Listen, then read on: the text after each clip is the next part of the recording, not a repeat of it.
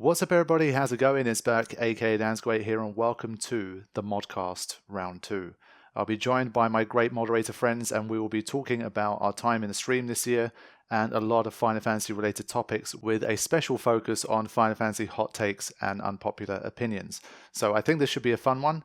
Before we begin, I of course want to thank everybody that's a part of this community, everyone that's ever checked out the stream, that's enjoyed it, that's been a part of the chat, that's been a member of the stream, that's donated to the stream. You guys are extremely valuable and you help to keep this entire thing afloat. But to me, the most special part of the stream is my moderator team. They are the greatest gift that this stream has given me, and it's a pleasure to be able to be friends with them and to make content like this together. So to celebrate the 3rd anniversary, we came together to record another modcast, and we had a wonderful time. Shout out to the mods who couldn't make it. I hope you guys will enjoy listening to it. Real Deal especially, he was around at the start for like the first 20 to 30 minutes, but he was on mobile data and we had some connection issues, so he dropped out and we couldn't save his audio files, unfortunately. So he doesn't appear at all in the modcast, even though he was actually there for the first 20 to 30 minutes or so. But we did our best and we still had a really good time. So thank you to everybody listening to this once again, and I hope that we can continue to keep the dream alive and continue streaming for many years to come. Much love to my Spirit Unplugged 24/7 Final Fantasy stream crew. Yeah. Okay. All right. What's up, everybody? How's it going? Are we ready? Yes, okay. sorry. I'm starting. Sorry, I'm starting. Silence! Silence! Oh, we disturbed the infamous intro. How can we do that? Sorry. Okay.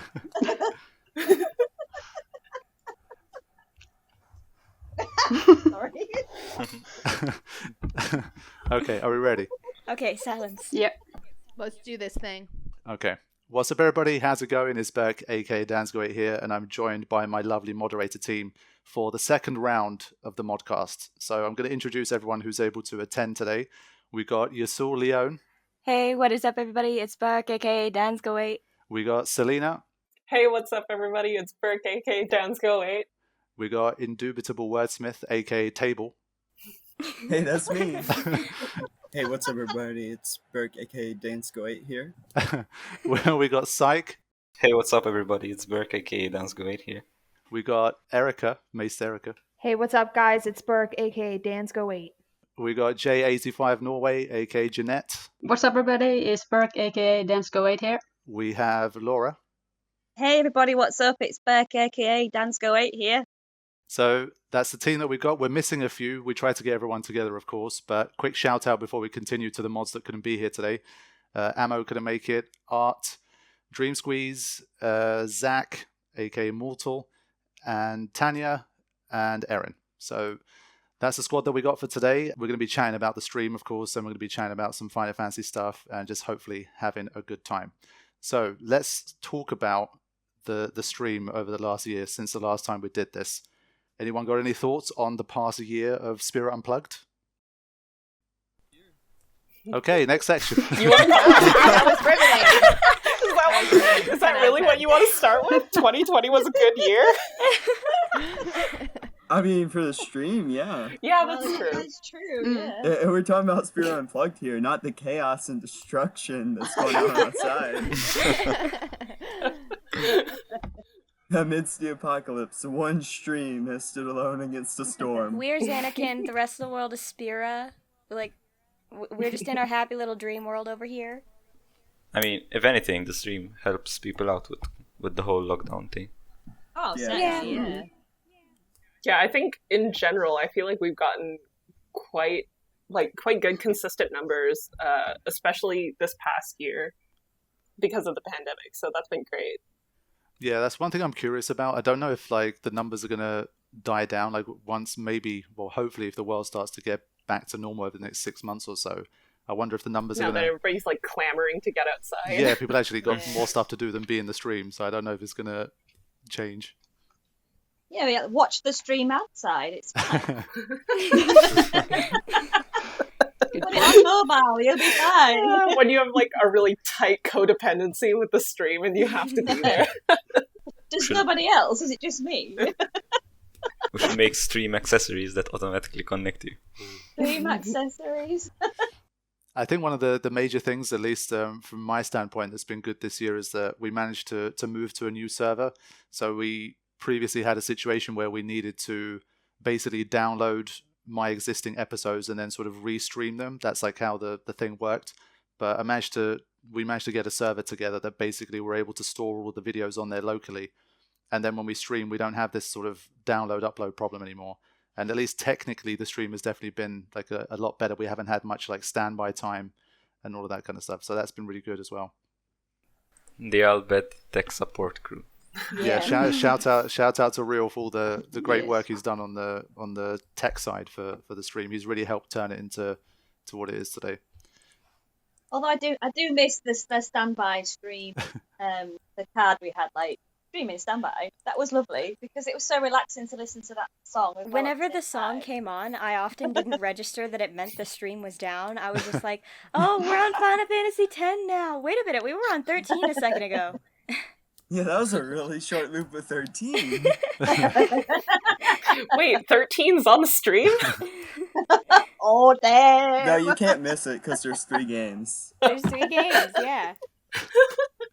No, I'm just over here doing whatever I'm doing on my computer, and I have the stream in the corner, and sometimes I just turn on the volumes, because sometimes I'm working on other things, but sometimes I actually do turn on the volume.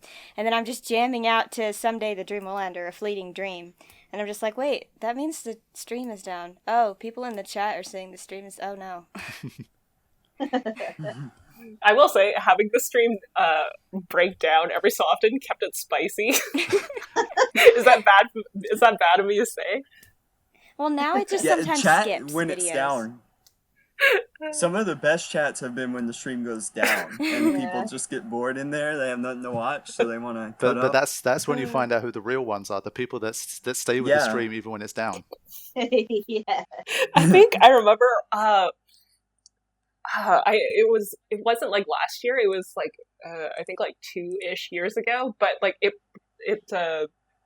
the stream was down for maybe like 2-3 days, and there was still a consistent amount of people in the stream for that stretch of days anyway. That was great. Yeah, that's ancient history right there. Okay, so I think what I'll do is I'll pull the plug like deliberately now and then, just as a little check to see who's still like invested enough to stick around. Weed out. Thanks for that idea. Weed out Let's do it. It's one of those things that's probably it's one of the most like, from my standpoint, it was one of the most difficult things to sort of do as a team because when something happens with the stream, it's difficult enough to sort of figure out what happened. And it's like, all you get is like, often someone just says, the stream's dead. And you're like, okay, but like, when did it freeze first? Is it a black screen? Is the standby still going? Was it midway through the episode? Was it the end of an episode? Did it freeze first? Like, there's all these factors. They help you to try and figure out why it died. And then it'd be like in the mod chat, everyone's like, stream's dead. And you're just like, okay, thank you. But like, we'll try and figure it out. Or like someone just says... I try to get the information. I'm like, okay, let me scroll back and see when the entire screen turned white. And... Yeah, it's one of those where like over time we definitely got better at like identifying what happened and stuff. Yeah. Because it's just after you told us to. In 10, a couple of the episodes, they just have this really long gap of blackness until you start talking again. And so people think the chat, the stream has gone down, but actually that's part of the video. True. Yeah, it's the same with the Final Fantasy XII part, where your audio messes up a bit. Yeah, the Buckethead one, Buckethead, Classic. Didn't it do something similar in 15 as well? It had audio issues with parts of 15. Yeah, I think right, so, Laura. actually. Yeah, and I think the funniest bit was, I think the first few times it happened, for some reason, I think YouTube, whenever you stop sending data to it for the stream, I don't know what the reason for it is, but it seems to just like the views tend to drop to literally like 0 or like 3, 5 people. Yeah. But I know for a fact there's more people. There's 10 people in the chat, let's say, but it still says there's 3 viewers. And everyone's like, oh, rip stream, 3 viewers, 5 viewers. I'm like, no, guys, it's okay. Calm down. We're going to recover. It's okay. Have some faith. Yeah. Which is funny. Lord.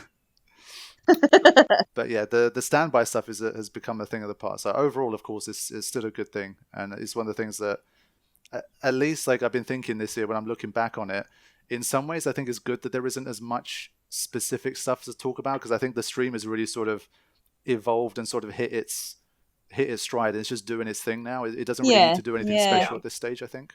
Mm-hmm. Yeah, it's been really good. Like, just we barely get any kind of like hiccups or issues in the stream, so it's just nice as a consistent place to like pop in and check in and chat. Yeah. There's less drama going on. I mean, comparing it to the days with the laptop, it's... That's the dark days. Oh, man. Yeah, that first summer was definitely... I mean, even once we had the server, like the first summer was definitely like there was multiple times a week where something would go wrong and we'd be trying to figure it out and it'd be on standby and all that kind of stuff. So it's just nice that it's able to... It's basically got to where I wanted it to get to in that sense, and we just have to sort of try our best to keep the dream alive for the years to come. For a while there, the stream was basically on life support every day. Like, will it flatline? Will it not? Who knows? Yeah, like I remember during the beginning days when everything was kind of like, oh, we need to have someone watching this chat at all times. And so every time I was like, I have to go to sleep. Can someone else watch the chat for me? Yeah. Yeah, you'd wait for confirmation. You'd see like a little blue mark in chat just to make sure someone else was there. We had to, though. Yep. That was the only way to be able to like create any sense of order when things weren't settled in yet. And yeah, I think another thing I started to notice more often was that I think, again, because of the longevity of the stream now, we've got more and more like members coming in. We've got people who've been there for so long that they understand the rules, they understand the community, they understand like what we're trying to do with the stream and the vibe in there. So it kind of mods itself a lot. Like sometimes I'm just watching, and I'm sure like the mods do it too, where they're not actively in the chat, they're doing something else, but they're just keeping an eye on things. And you'll see like something will happen and like your mod sensors will start to tingle. You're like, oh shit, I got to intervene. And then someone in chat will just come out and be like, oh, hey guys, like this is how it is or whatever. And you watch them and you're like, yes, a self-modding chat. Like that's the dream. You watch them answering all of the questions. Like, which Final Fantasy is this? Look at the top overlay at the top of the screen. It's highlighted. Just, is he live? No, it's not live. But the chat is. Mod senses tingling. Can I write that on my resume? Jeez. Where misses. Yeah, well then because sometimes I look down at the chat and I see someone say, hey, we need a mod in here. I mean, after all of this like stuff that we've been through to get to this point, we have made it to 3 years, and it's another one of those, as I said in the competition giveaway video, it's one of these things I say a lot, but it really is one of the things where I've been like, I really didn't think it would come this far. So the fact that we made it to 3 years, especially now that we've got everyone here together, just a massive just thank you to all of you guys, and I guess congratulations to all of us for making it this far. Of course. I do an impression of Waka, but I'm not very good at Waka, so. What? Stop! You're embarrassing me. No, like, what about the teachings? The teachings. What about the teaching? Well, in general, thanks for giving us something to be like doing in our off time. Yeah. Yes. Or even in our on time. Or even in our on time. Yeah, all the time. Yeah, like Every I always single day. default to the chat whenever I run out of stuff to do or I'm trying to do something else, but I need something in the background. Same for me. Same. I feel like I've noticed, particularly through lockdown, it's like I can't be left alone with my thoughts because they'll eat me alive. So I'm just like, I'll just listen to someone else. Drown it out. Yeah, like, oh god, my voice. No, let's not go there. Inner thoughts, can't do that. I think so far we haven't heard too much from Erica and Jay. You guys still there? Yeah, we're here. Okay, cool. Just want to make sure. I'm going to come at you guys with some hot takes, so you might not be getting as much in now. Oh, damn. Don't worry. Bring it. Bring out the Final Fantasy VII. Do it. Okay, so when we were discussing like what we wanted to talk about and stuff, I think we'll talk about like some things in general, but what are you guys looking forward to in like E3 this year and just like the future of any games and stuff? Anyone interested in anything? I'm interested to see what 16's going to look like, if they're going to give us a bit more of a a look into that, like gameplay wise? Are they gonna show if it's going to be more than like single player? Is it going to be the usual, party dynamic that Final Fantasy is? Yeah, that's right. They've just done enough to like pique your interest and then like cut it off dead. So there's been no further teasers, has there? It's just been enough. It feels like it's just been enough for people to wildly speculate and fight about it on the internet, and then that's been it. I remember when the first trailer dropped and there was a massive argument as to like the demon thingy in it. Like, was it Ifrit or was it Diablos or was it somebody completely different? It was brilliant. People make up so much stuff. It's ace. I love it. It's like, where have you based that from? Like, when I first saw the 16 trailer, I first thought it was like, oh my gosh, already? Like, it felt like 15 was just so recently. And then it's like, oh, 16 is already coming out. And then it's like months later, oh, we haven't had anything yet. So maybe they're doing that thing where they're just like put out a trailer. Then they listen to everybody's ideas on what's happening. Like they did for the 7 remake. But they just like put out a trailer, then listen to all the fan theories, and then like make a story out of that. I mean, I feel like what is it? E3 this year is probably going to be like a good benchmark to see if they were actually just like it was all just smoke and mirrors, and they don't actually have that much set up for this game, or they actually are coming out with it pretty soon. Yeah, but to be fair, compared to 15's original trailer, it's much more advanced. Like they're working on a lot of things too, because they have the remake going on, they have 16 going on, they have some Kingdom Hearts stuff going on. They just got a lot that they're doing. Yeah. They have Kingdom Hearts stuff going on still? Oh, Kingdom Hearts never stops. Oh god. Yeah, no, we can't get into it. It needs to stop. I never played them, but they still need to stop. When 3 came out, I was like, it's gonna be over. Like, please let it be over at 3. It oh my gosh. It's the Xehanort saga that ended. Yeah.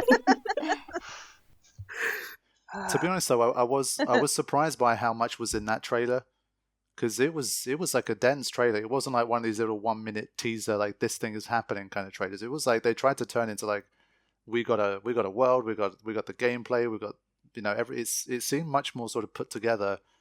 They had more content than I was anticipating, but then it's been like 9 months or something, and there's been nothing. Yeah, and then it was backed up with the website as well. Yeah.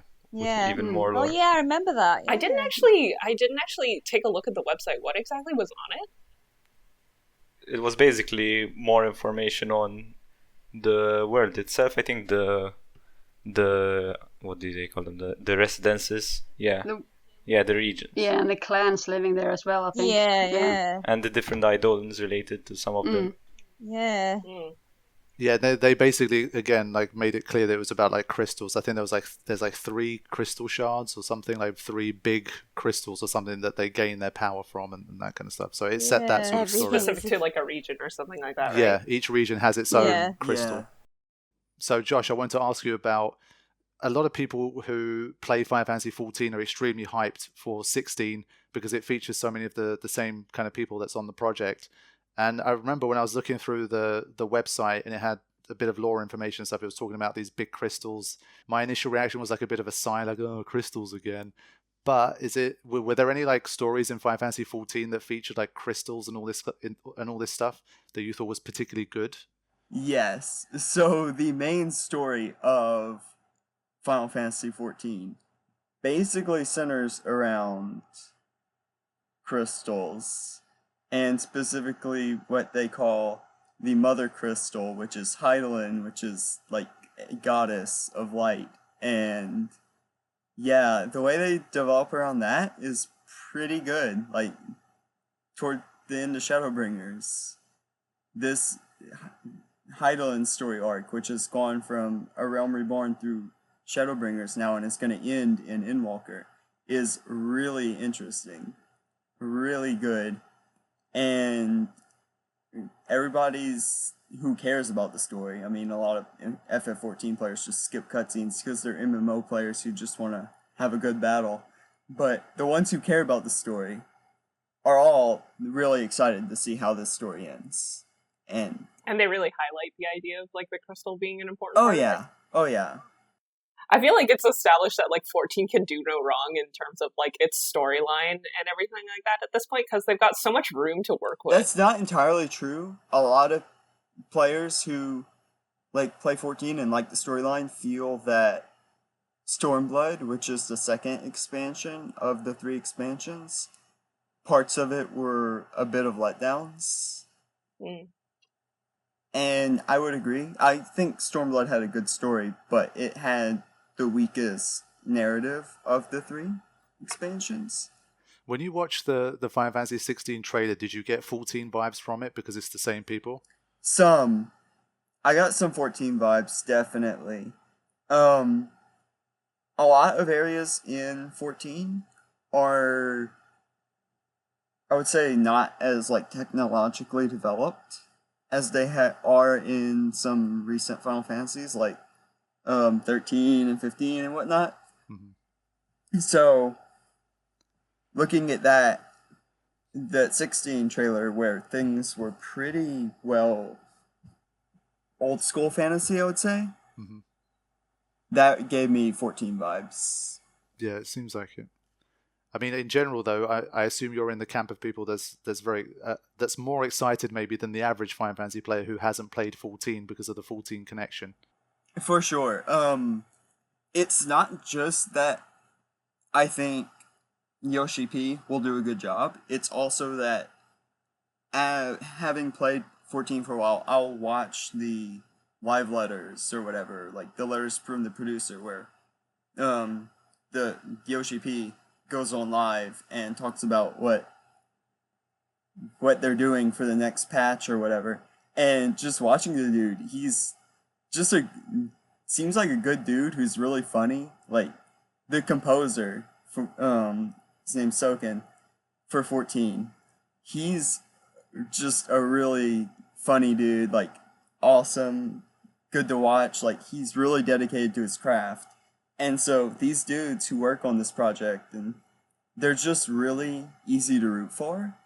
So when I hear that a lot of the same people from 14 are going to be working on 16, it's really easy to be like, yeah, I want these dudes to succeed. I want them to create something good again.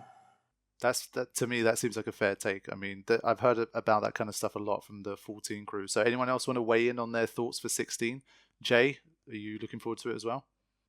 Well, yeah, after seeing the trailer and everything, I was actually pleasantly surprised by it. It looked really good. But like I said before, I just hope the story is complete. So yeah, it seems. I mean, it can't be worse than 15.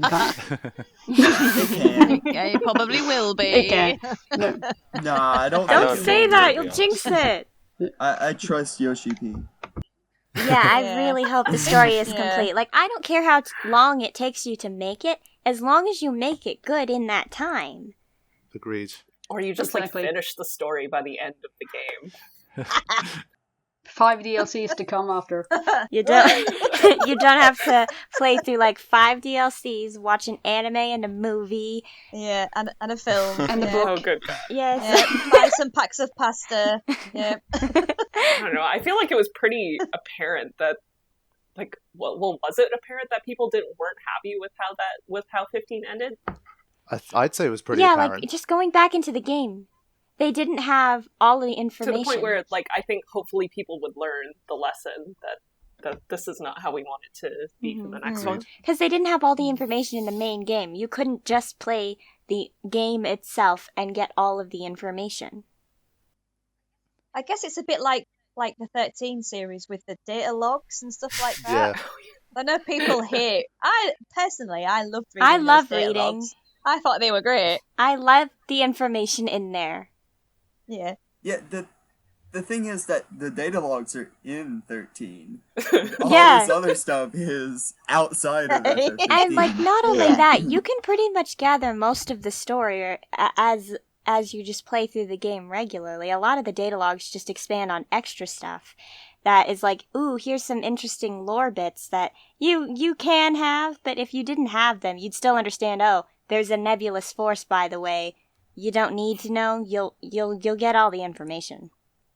But it's like in 15, it was like a version of like, where's Wally? But like, where's the background story? You know. Where's the sustenance? It's not in the game. You've got to look for it elsewhere. I tried playing the game a second time to look for those details, and if anything, it just felt even more empty the next time I played it. Yeah, it's even... honestly, the second playthrough is worse. Ugh. At least you have all your levels. Oh, poor 15. R.I.P. It is definitely very pretty. I love I love the designs, the They just wanted to have a road trip, summons guys. or whatever. Just bros having a road trip. No one could let them rest. They tried an all-male cast, and we all saw how an all-female cast went. And did we think an all-male cast would be better? I want to hear. I want to hear Eric. I want to hear Erica's take on this. Final Fantasy 15, of course, has got a. It definitely doesn't have the biggest and most passionate fan base out of a lot of the games. But honestly, like, it's probably in the category of I generally liked it, but I didn't think it was that great, especially compared to like the best Final Fantasies. And I think of our crew, I think Erica's probably the person that agrees with me the most. So, are we gonna show a little bit of love for Final Fantasy 15 here at least? I think that 15, obviously, I didn't like that they forced your hand to get DLC in order to understand a story. I didn't like that you had to watch Kingsglaive in order to understand some pieces of the story in regards to like Nyx and King Regis and things along those lines. But if you really get down to the crux of what Final Fantasy 15 was, I think that they did an excellent job with it being open world, which was really one of the first open world games after, 8 really wasn't open world, even though you could kind of travel. It was, kind of sort of linear. But like 9 or even 7, in regards to being further open world. And I just think that it kind of gets a bad rap simply because of the DLC aspect, which I agree with people. And it is a bit of a button masher, but so is Kingdom Hearts, and people love Kingdom Hearts. So I don't really understand, that sense of, oh, the combat is terrible. Like, a lot of people I feel like are frustrated that it's not going to be ATB based anymore. But, I feel as though if you can find a nice hybrid, like the remake did, 7 Remake did, that you can really make it something special. So, 15 is definitely not my favorite. But I think also, too, I did all of the side quests, like top to bottom, every single one, including, like, some of the last, like, big ones, even after the DLCs had occurred. And I really enjoyed some of the battles that were in there, like with Omega and Melusine and things along those lines that were more difficult than what you were kind of seeing throughout the normal storyline. So I think that, it just doesn't get the same chance that other games have been given. So yeah, I think that sounds like a fair take to me. I think to me, it feels like Final Fantasy 15's combat system needed to exist as maybe a base for Final Fantasy VII Remake that really refined it and made it better. Yeah. I was gonna say it felt like a good first run at this kind of battle system that didn't really involve an ATB. Like, I thought it was pretty cool, and the fights were really dynamic, and like, I don't know, I didn't realize that people had such a issue with the combat. The combat was pretty okay to me. It was not the worst thing I've ever seen by far. Kingdom Hearts is just a lot faster. I think that's maybe it. Because personally, I just really like faster combat. Like, if I hit a button, you're going to move instantaneously. And I feel that Kingdom Hearts is just a little bit faster. Because I played both of the games, and that's the only difference. I do wish that they would have had more of in previous games, you have a reliance upon magic. You definitely don't have that in 15 at all. I rarely used magic at all. I really enjoyed the phasing, though. Yes. Because that was something that was unique to Noctis. And so once I started playing the DLCs, I realized, oh no, I can't just hold down the button and he just instantly dissolves through attacks. Like, that was the closest thing to magic that I relied on. And it really helped with, like, when you had only the ring. When your block or your phase through actually did damage, that was when I did the most damage. Chapter 13 scared the shit out of me. Yeah, chapter 13. I think chapter 13 had like a great atmosphere and a great vibe. I think I remember saying in the playthrough that it just took too long. Yeah, way too long. But like, I think the idea was a good one. Yeah.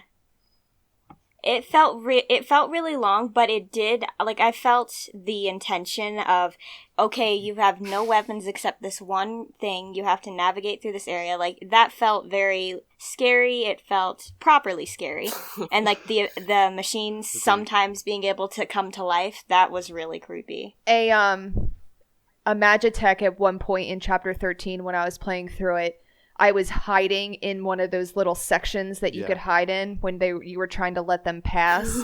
And I remember I was like, oh, I'm good. He definitely didn't see me. He saw me, and he ripped me out of there. I screamed. There was one place where there's an iron giant, and just an iron giant forms, and so I used the really powerful attack to try and just black hole it away, and so I was like, oh, wonderful, I'm fine. And then seconds later another one spawns, and I realized they spawn infinitely. You have no choice but to run here. Wait, Eric, it pulled you out of the crevice? Yes, it pulled me out of the crevice, and I was in college, and it was 1 o'clock in the morning. I never screamed so loud in my life. I was so and then there was that boss that you just couldn't beat. Even though you felt like, yeah, I could probably beat this boss, but no, you're just not allowed to beat it. That did annoy me. Yeah, the one in the elevator. Oh, the king or whatever. The one that just haunts you the entire way through. It's like, oh my gosh. Yeah, I didn't realize in my playthrough. The old king. And like, again, you didn't know he was the important. I didn't know he was the important king until I did some digging. It was like, oh, look, this final boss that was introduced at the beginning of the game, you think it's going to be him, and it's like, oh no, he just got turned into a giant dragon thingy. I did love the visuals, like the summons, they looked brilliant, even if they were annoying to summon, and I do think there was a lot of potential. They just didn't write it into the main story correctly. I don't know, Ignis was hot and he could cook, so I feel like it had checked all its boxes for me. Ignis right? was so great. He was like the loyalist person, and it's just like, my god, his DLC was great. Yeah. Yes, he could cook. It's amazing. And I could listen to him for hours, that voice. Just love that accent. Recipe. 15, sorry, babe. The new recipe meme, best thing to come out of 15. Oh man! And cup noodle. I really appreciate how blatant that. Yeah, it's a giant advertisement in a paid game. I can really appreciate it if they're just gonna put it in front of me and they're gonna tell me it's an ad. They are tasty though. I'll give them that. Yep. I think one thing though, I really did enjoy Ardyn. I was going to say, that's what I was going to come to. I think if there's one thing that I know the community, at least people who didn't play but still watched because they were just curious about what happened, I think the Ardyn DLC was the one thing where people were like, well, okay, this is actually like, we got a glimpse of what Final Fantasy XV could have been. Yeah. I liked his fancy hats as well you could give him. Yeah. Yeah. Some very fancy hat. Yeah, I gave him one of the hats that lowered his attack power so that he could only do magic, and so you had to hit your enemies 5 times before you got a special move or whatever. So I just lowered his attack as low as possible so that I could actually get those 5 hits in without killing them. Nice. That's how you get all the AP in the world. There you go. And it was a snazzy hat on top of that. Yeah, the hats were great. What about someone like, I know Syke has some strong feelings about Final Fantasy 15. I'm holding back. I mean, did the Ardyn DLC at least save it a bit for you? In my opinion, I watched the movie as well, and both the movie and the Ardyn DLC showcase how much Final Fantasy 15 could have been so good. Mm-hmm. It could have been a really good game. Even the lore, if you read it, it's a pretty good lore. But how the game presents itself is what's the real problem, in my opinion, at least. The connections between the characters, too. Like Brotherhood, I cared for all the cast. Wonderful, I cared for all of them. And Luna, I still find very little reason to care for her. Yeah. I remember them talking about like a Luna DLC was supposed to happen at one Yeah. point, and they cancelled it. Yeah, And they I saw cut it. screenshots of that. Yeah. That along with Arania, right? Yeah. With Or, so Prompto had Arania Aranea in Spider it. Lady. Yeah. If Luna were better Yeah. developed, yeah. it would have improved FF15 a lot. Probably more than any other character. Or any other point. I saw the Versus 13 trailer where it was basically just Noctis and Luna just attacking each other, and I was like, oh my gosh, this is going to be epic. I was about to say, And- it wasn't actually Luna, it was a character named Stella. And Oh, they, yeah, it and was- then they it was Stella, cut her but, like- completely. Right. And they were going to base the game around Noctis and Stella. And then they tried to fit Luna in Stella's role, and it didn't work. And they even loosely, I mean, the relationship between Luna Freya and Noctis was even quite loose in the main story. And I feel like they tried to fit that piece, but you didn't really understand. I mean, you understood their relationship, but not to the extent that they were trying to make it seem like they were about to get married. And I never would have thought, I mean, I understand it was for political reasons within the story, but I would have never thought, oh yeah, they were friends as children. This definitely fits. I didn't really feel that way about Luna Freya at all. Oh, yeah, because you didn't really see anything beyond the whole loyalty thing. And just in the main game, not including anything else, it just felt like, even with all the boys, it was like, yes, you're all loyal to him because he's your king. And no other reason? Yeah.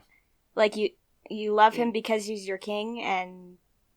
But then, like, Brotherhood did expand on the boys and why they actually do care for him. By the way, when you say Brotherhood, you're referring to the little anime series that companies ran. Yeah, the anime. Yeah, Yes. okay.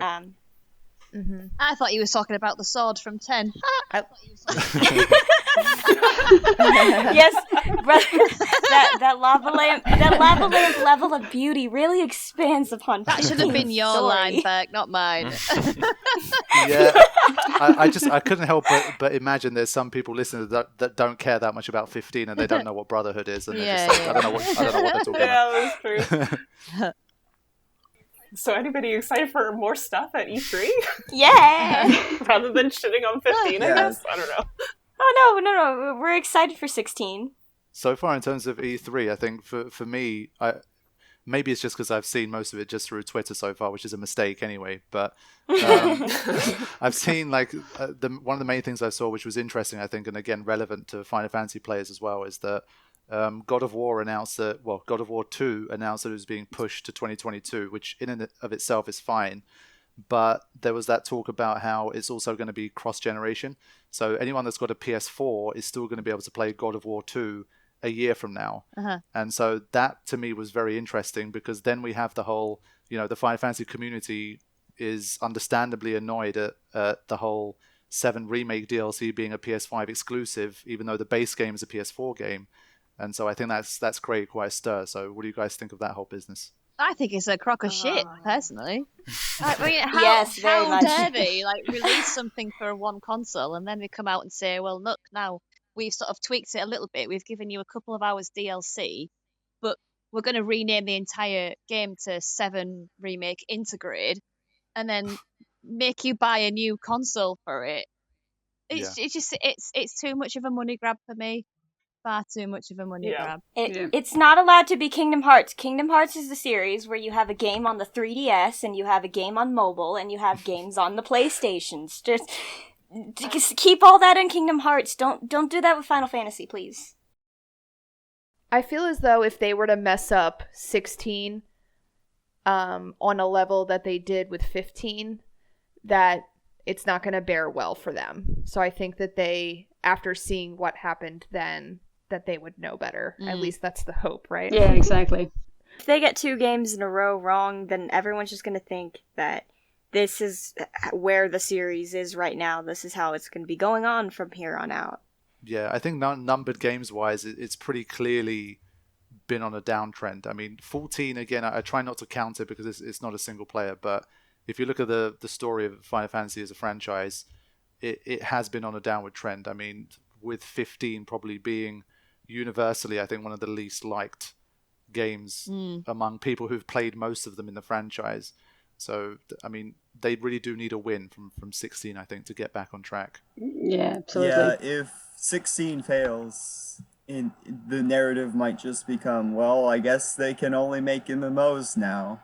Or just remake games they've already made. Yeah, MMOs remake. Which that's And still mess them up. I don't know. A part of me also just a part of me that doesn't have faith in like big enterprises that make AAA games like this is always just like they're probably, even if it fails, they're just going to keep doing what they want because they have the power to do what they want. And it's like, even if they fail, people are going to buy them anyways because like everybody has a long-lasting loyalty to FF, so they're still going to make a shit ton of money, even if they make another flop like 15. People will still buy it just to see it for themselves. People will buy it just for the rage. They'll buy it just to rage at Final it. Fantasy 15 made a lot of money, a lot. It did make a lot of money. Yeah. It was not a financial flop. Yeah, I was going to ask, does anyone know the reception 15 got in Japan? I mean, was it a big game in Japan? Does anyone know? No idea. Actually, I have a little bit of insight on this. This is something that I thought we might talk about here. Ooh. Nice segue, It Jay. might be Jay, that wasn't even scripted. Good job. Woohoo! Best nod. Oh my god, it's like you do. Nod goes to Jay. It's almost like we're doing a podcast. Cut out that part where you revealed it wasn't scripted. So, I'm sure some of the listeners saw, maybe some of you guys saw, I think this was last year, I made a video about this giant poll that they did in Japan. I think it's like 450,000 people entered. Yeah. And it's about like Japan's favorite Final Fantasy game. And I thought we'd go through a little bit of this and maybe see some opinions on it. So you were asking about 15 and how it was received in Japan. There's a total of 30 Final Fantasy games here, so it includes lots of spin-offs and all those kind of titles. So out of 30 Final Fantasy games, actually Final Fantasy 15 came in top 10, in 10th place. Okay. Holy moly. Yeah. Interesting. Scraping out that top 10. So I think maybe Erica's been vindicated a little bit here. Redeemed. That's a victory. Yeah, I mean, I'm surprised at that one, to be fair. Let me see what else sticks out from this list. First of all, I want to say that I'm actually really impressed with the top 4. So the top 4, according to this list, according to Japan, 450,000 people. Final Fantasy X is ranked first. Yeah! Not much argument there from vindicated. me. Yep. I respect it. Yeah, so ranked second. Burke's just like the defense rep. Say no more. Objection. Japan says so. There's no argument. No. Number 2 in the list is Final Fantasy VII. Ew. Oi! Yeah. No. Laura, you sound so disappointed just then. Yeah, I really was. Yeah. We'll do a special podcast with Laura versus Jay about Final Fantasy VII. Let's go. Yo, throw down. 1v1. I want to see it. Rest of us just munching down on popcorn. Works for me. So, in third place after that one is Final Fantasy VI. Okay. That makes That's a sense. strong Yeah. top 3, Japan. Yeah. That is a I thought it was going to be strong second, top actually. 3. I thought 6 would be in second. Yeah, I mean, that's literally pretty much my top 3 these days, so I can't complain about that list. That's pretty good. I respect that top 3. That top 3. Let's go. No Final Fantasy 9. Let's go. I knew that sounded like a passive-aggressive okay. Well, funny you should say that, Josh, because in 4th position is Final Fantasy IX. Okay. Eat it. Stuff it, Josh. I just said it wasn't top Eat 3. it. Hey.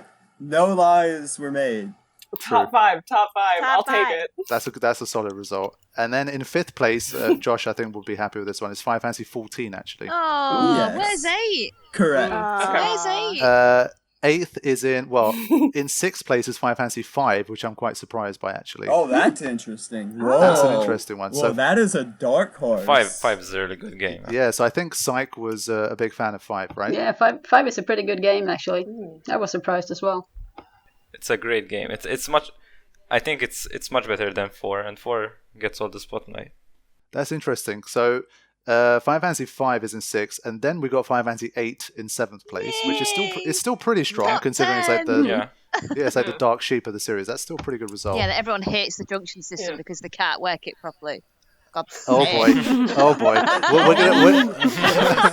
Hey, whoa, Laura's starting to sound like an FF12 fan. No. True. Yeah, we're gonna get to that. I've got some official opinion/hot takes to read from Twitter. Oh god. Oh, boy. There's definitely one I'm about sure 8, 12, 15, 13. So just to round off the top 10, I won't go through the entire thing, but in 8th position is Final Fantasy IV. Okay. Then in 9th position is Final MMO? Fantasy XI, actually. So they like their MMO. Interesting. Yeah. Final Fantasy. Oh my Interesting. gosh. That surprised, but to be honest, it's one of these things where, again, from the community, I would have thought Final Fantasy XI was absolutely 100% dead a long time ago, but Yeah. it turns out it's It's not. not. Yeah. So, Josh, as a Final Fantasy 14 guy, you're not interested in trying the MMO No. Final Fantasy 11? Why not? Nah, Nope. It's too old, Next. outdated. Like, no new content. Honestly, part of the fun of Final Fantasy 14 is getting the content patch by patch, like having all this fresh content, the hype around it, the community. Like Sure. everybody's getting excited every couple months. Like it's fun. Makes sense. I'm And surprised. you Sorry, I'm surprised 13 isn't higher Yeah. in the list in Japan. Actually, Yeah. Yeah. true. So, Lightning as a character, I think, is pretty high up, as far as I yeah. remember. But Yeah, so they used Lightning as a quote unquote model for Louis Vuitton and stuff like that in Japan. Yeah, I seem to I remember heard that. Whoa. Yeah. I think she did. Didn't she advertise a car as well or something? Yeah. No, what the Probably. shit? What? I mean, does that say more about Lightning being popular, or more that Lightning was the premier female character of Final Fantasy, Waifu. when they got Waifu. that contract? Was it because she was popular, or was it because she was hot? No, She just kidding. manages to be a main character without any romantic interest. yeah, she's a strong, independent woman that don't need no man. Definitely. Yeah, I'll give that to her. I don't need no man. No, they put the romance within Snow. They put the romance within Snow and Sarah. Sarah! And Sarah's kind of yeah, Sarah. But Yeah, it's gonna be a no for me. Gotta respect it that they went 3 whole games. Yeah. That's true. Wait, you were gonna say something, Burke, Yeah, sorry. about 13? Yeah, so for 13, for the curious, it's 13 is 14th on this list Wow. of top games, Okay. which is middle why of the road. is it 14th? Why not 13th? Yeah, 13 that's were not 13th. right. I would still be happy, but now it's just 14th, and now we're all just sad. Yeah, that's cringe. What's number 13? Crisis Core, actually. That's my boo. What? Ooh, Yeah. wait, Well, it's Crisis Core is that low? Is Final Fantasy 12 last place or something? I was going to come to that as well. Final Fantasy 12 is actually right behind 13 in 15th place. Okay. Okay. In its rightful place. And then Final Fantasy 15 is Is right it after number that? 30? Sorry, 15 was at number 10, so it's actually a little bit no. above them. What I will say is, Oh Oh, my gosh. that of the Final Fantasy spin-off games, the one that's the highest ranked is Final Fantasy Tactics in 11th place. Yeah, yeah, that's respectable. Yeah, I hear that's, Tactics is that's good. real. it's That's good. real. It's really Yeah. good. Which game is last? Is it Type 0? Because I wouldn't Yeah, I be was surprised. going to come to that because okay. Okay, I'll ask you guys. In terms of the numbered games, so the one that's ranked bottom is Final Fantasy Record Keeper. I don't even know what that is. Oh, Okay, yeah. Played it. Mobile Yeah. game, yeah. Let me go through each person's prediction first. So, Erica, to start with, which Final Fantasy do you think is ranked the lowest of the main numbered titles? If we're going If we're going numbered, probably 3. Okay. Josh? Yeah, I said 1 or 3. I think I'm gonna agree with Erica probably. Like, probably 3. 3. I'm getting this vibe of 3. Okay. Selena? I thought I was going to be a lone wolf in this. I was going to guess 3, but wow. It's not because I know anything about the game. It's just because I hear nothing about it. Even in terms of like staunchly liking or disliking it, I don't hear a thing about it. Okay. Psych? Honestly, I've played all of them, and 2 is barely playable. It can't not be 2. It's really horrible. Oh. It's horrible. To be honest, I think 2 is the Final Fantasy I literally hear the worst things about, to be fair. But okay, Jay, what's your prediction?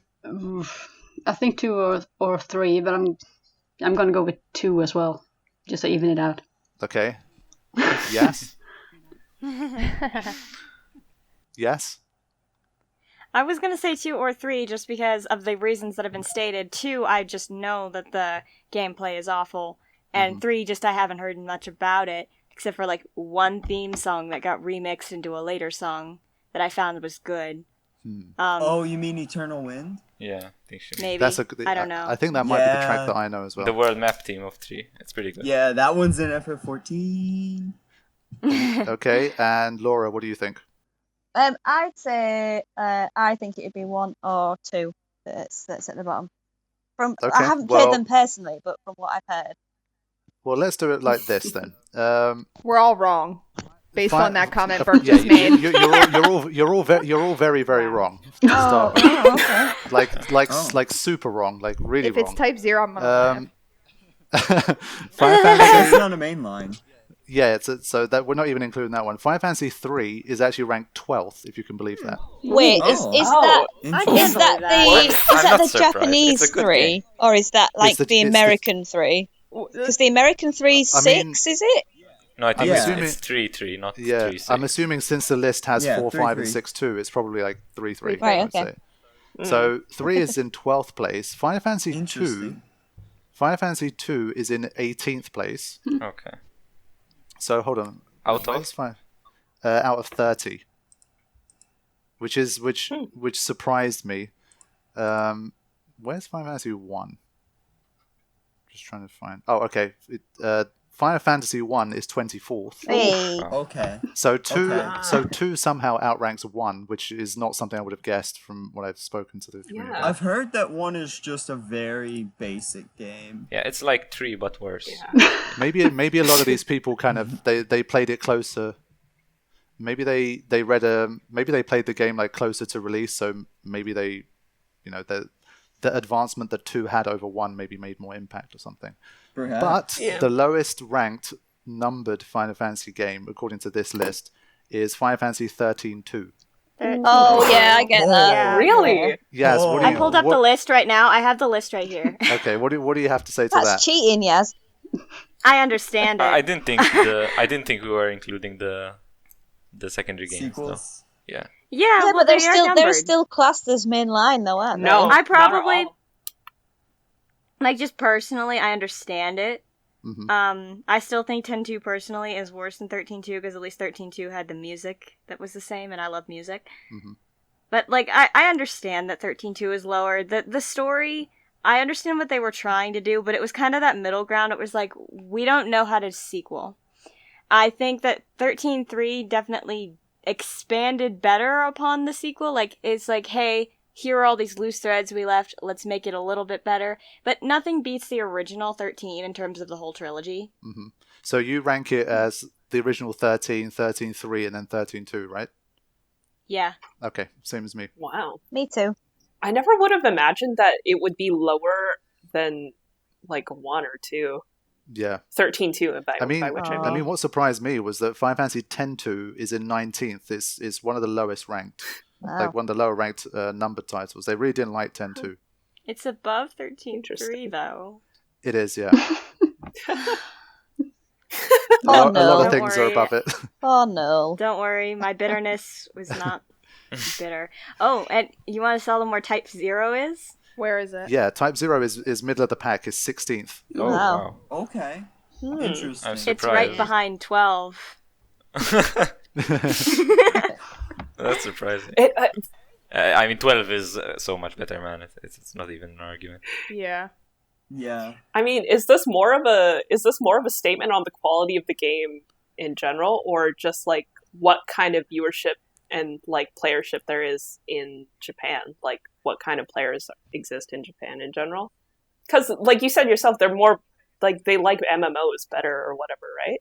Or 11 is more popular. But wasn't Type 0 on like PSP or something? Yeah. It was originally, yeah, it was. Yeah, and that's a portable. Isn't Japan big on portables? Yeah. Yeah. Yeah, so that probably explains it, that Type 0 was so high. Oh, okay. That makes sense. Yeah. And why Crisis Core was so high as well, because that was portable too. True. Yeah. That's a PSP title. True. Yeah. Crisis Core also had a really good story. And a hottie as a main character. They had a terrible battle system though. Yeah.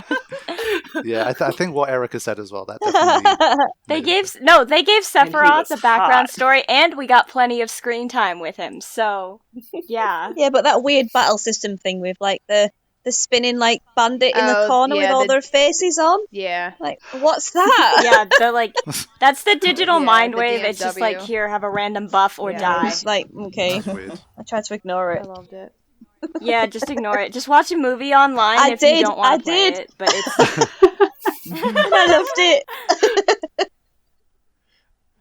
Okay, so I wanna actually get to some actual hot takes Yes, that were yes, sent by. yes. Let's go. Yeah. yeah, This is do why I it. Let's came. go. Let's go. That's Let's see if it's like an actual Why hot me? take, or it's just people Complaining? like Yeah. agreeing on Yeah. something. Or that's just an different. icy cold bitter take. yeah. I'll try. I'll try to pick ones that don't go over some games like that we've specifically gone over already. So, Yeah.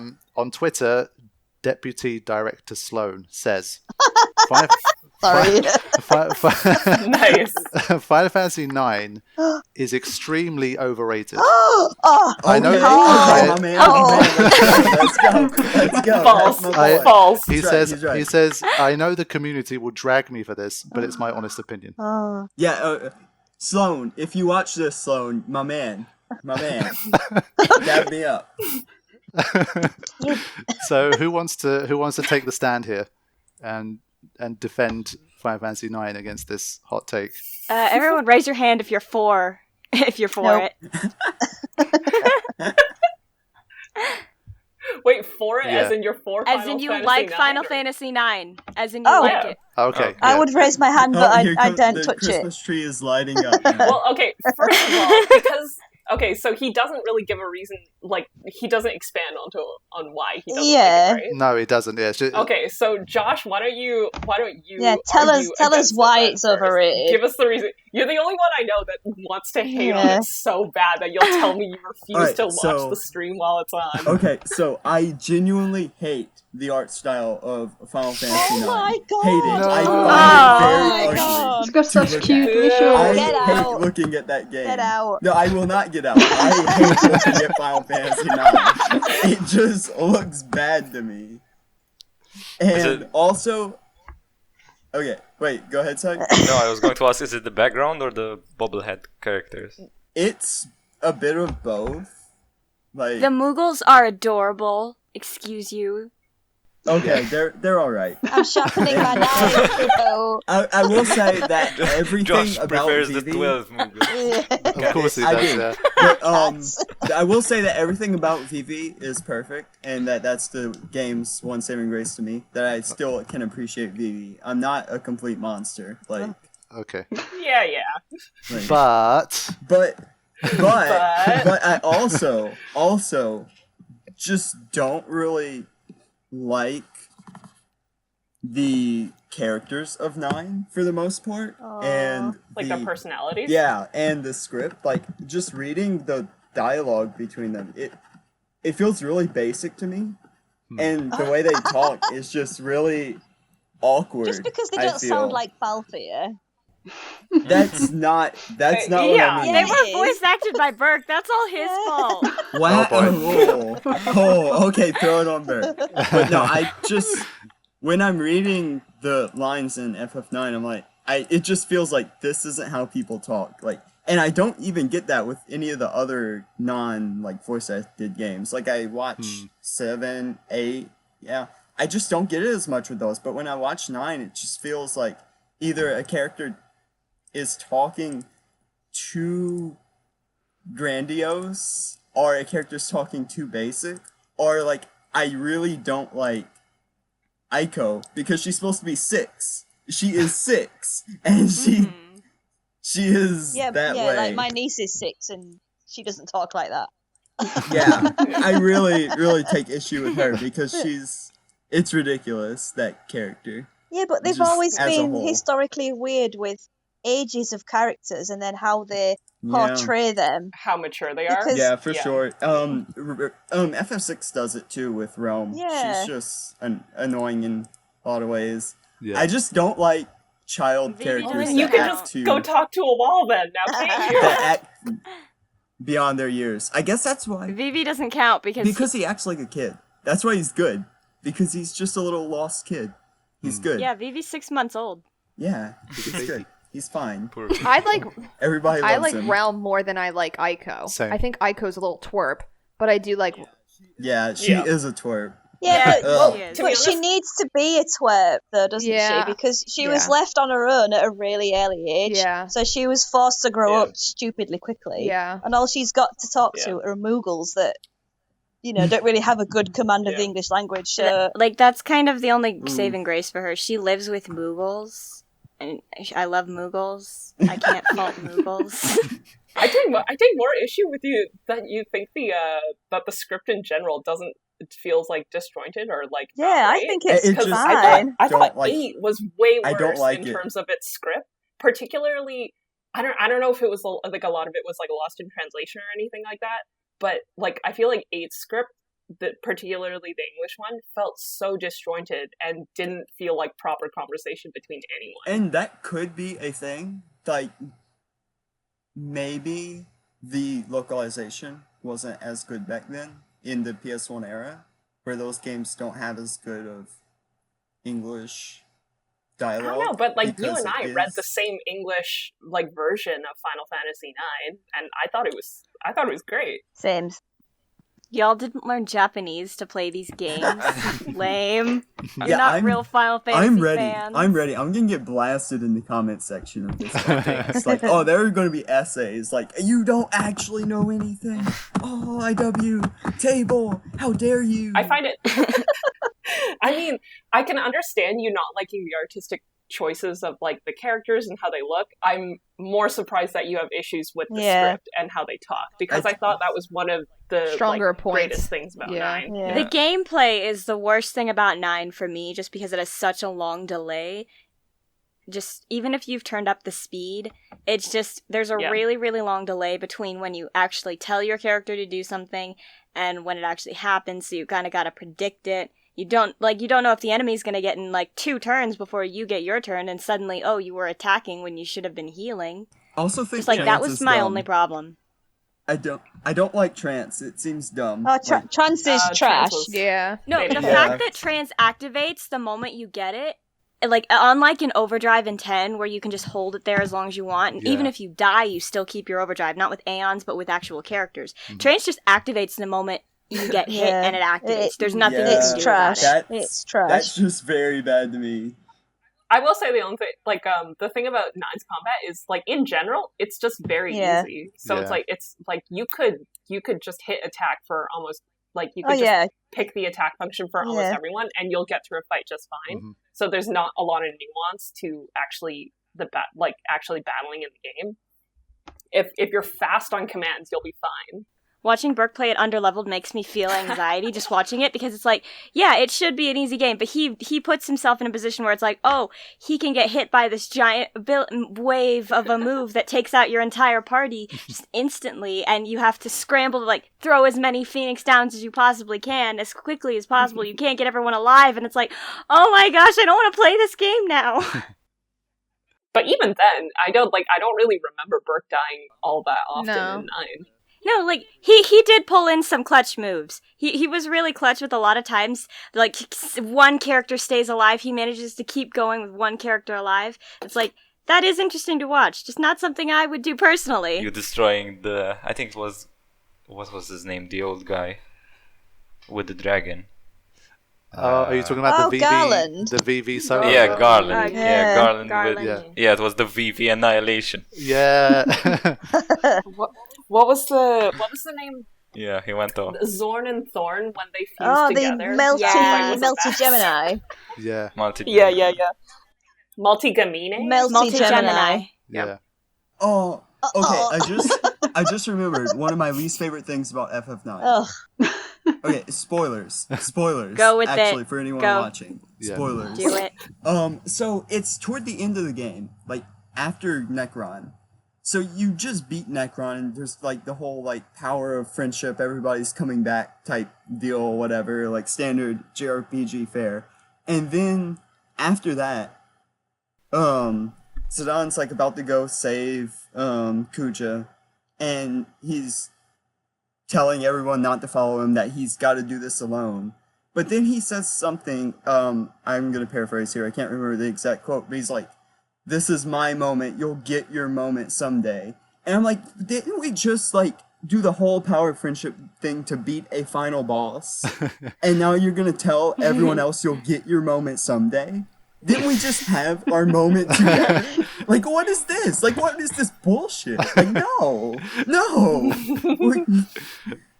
I personally don't remember No, that. me one. neither. It just Yeah, never stuck stuck out to me. Did he say that Did in he reply say to everybody wanting to I come don't with know. him to save Kuja, or did he I'm say that to tripping. Kuja? Maybe I'm tripping. Hold on. The only thing I remember is him telling everyone, like, whoa, don't step on my moment. This is me going to save Kuja, I guess. But I think that was him trying to tell them, please get out of the danger zone. I will go get him alone because he is my kin. He's my responsibility. Yeah, I thought he had said something like, "You'll get your moment someday," and that's where it like.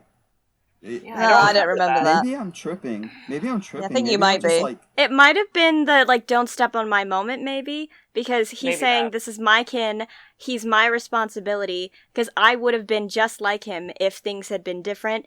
That's what I understand of why he went back Yeah. alone and told everyone And to get out of surely there. it's like the ultimate sacrifice and I that mean, you go and put yourself in the danger zone and get everyone else to go away. I still don't Yeah, get no, out. He no, no, survived, if- though. if he didn't say that second part, then the whole thing's moot. But I would swore he said the second part.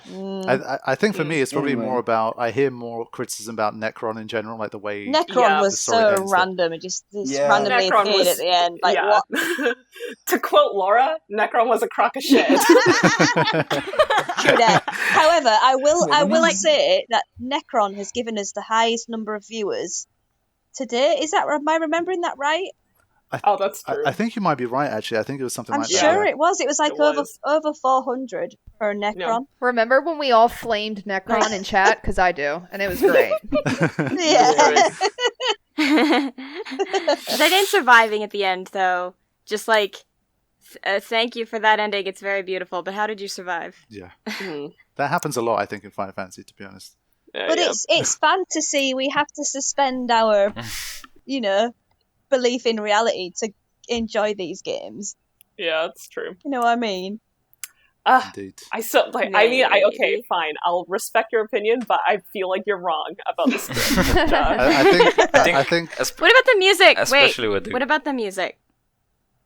Is the music redeeming? Because the music is the best part of the entire game. Oh, no. I don't know, the music just, like, it's not, I won't say anything bad about it, but, like, there's just nothing that, like, really, I particularly love in that soundtrack. Wait, I lied. There's one boss battle theme that I really like from FF9.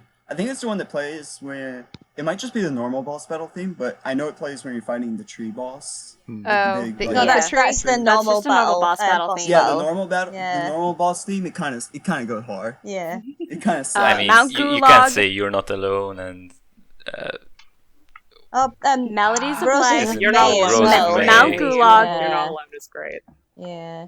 And the Terran theme was also awesome. Yeah, I too. was going to say that's the one I was going to mention too. That's a And good one. the Festival of the Hunt as well. I run to that at work, and it's just The old bird theme is really good too. Update. So I looked up the FF9 script. Oh God. So He came with no. footnotes. He came with Zidane notes. says, "Whoa, wait a minute. like I said, it's my moment, so don't butt in. You guys have your own someday. Who does he say that to? Everybody. Steiner. He says it to Steiner. Okay. There you go. That part just felt wrong to me. Like, coming right after the final boss. It just was like, wow. I think maybe because I don't know. I just personally took it. I only just personally took it as him trying to save Kuja alone, because it's like, hey, this is my moment, aka this is my kin I need to save. I think for me, probably I'm too used to Final Fantasy X and the whole "this is my story" shit, so it just seems normal to me. It's like, yeah, you know, the protagonist telling people it's about them. This what's new. This is just normal shit.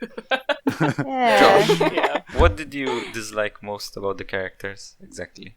Because you said Aiko, and I think I agree with Aiko and Amaranth, especially because they were Amaranth introduced was so just a waste of time. Those are the two that I like the least. Yeah, because they were introduced so late. But I think Final Fantasy IX, even like if you compare it to something like 15, where the main cast is all from the same background, I think 9 provides sort of this really nice diverse cast from different races, different species. Yeah. Yeah. And I think that's a big part of Final Fantasy to me. So I agree. Yeah, it's just that the ones that I don't like hate, I just don't care for them. I just don't care about them at all. Like, I just don't. Why are you on the stream then? Oh, damn. Yeah, because that's the only game on the stream. Jeez. Better get out right now. Yaz is bringing in the hot takes. Yeah, Yaz is like coming in. Yaz is like, I will. It's like, I'm I will only here to 1v1 hate you. on the games. The ones that I don't hate on, I just don't care about. okay, so they're basically just nothing special to you, not particularly Yeah, bad. that's basically it. And I don't know. I just find Zidane annoying. Like, that might be part of the reason that I don't like the game is I don't like the main character. Oh yeah, Zidane's not my favourite either. Because He's really my favourite in 9 is Steiner, because I think he's hilarious. Steiner is hilarious. Yeah, Steiner's great. I actually will say, of like some of the female leads, like I really don't care for Garnet all that much. No, like she's pretty flat as far as characters go. Yeah, she feels flat to me. Yeah. I just can't care about her. She has her character arc, and it kind of just goes over, and then we're done. Yeah, Beatrix was good. Oh, Beatrix she's was ascended. way better. Oh yeah, so she cool. is. Yeah. And I actually really, and like Steiner, I really liked Freya too. She was one of my Agreed. favorite characters from 9. Yeah. Freya's left-handed. That's why I love her first. Okay, Just because she's left-handed. That is pretty cool. I'll give you that. Any left-handed characters do get a plus for me. I think her theme was good as well.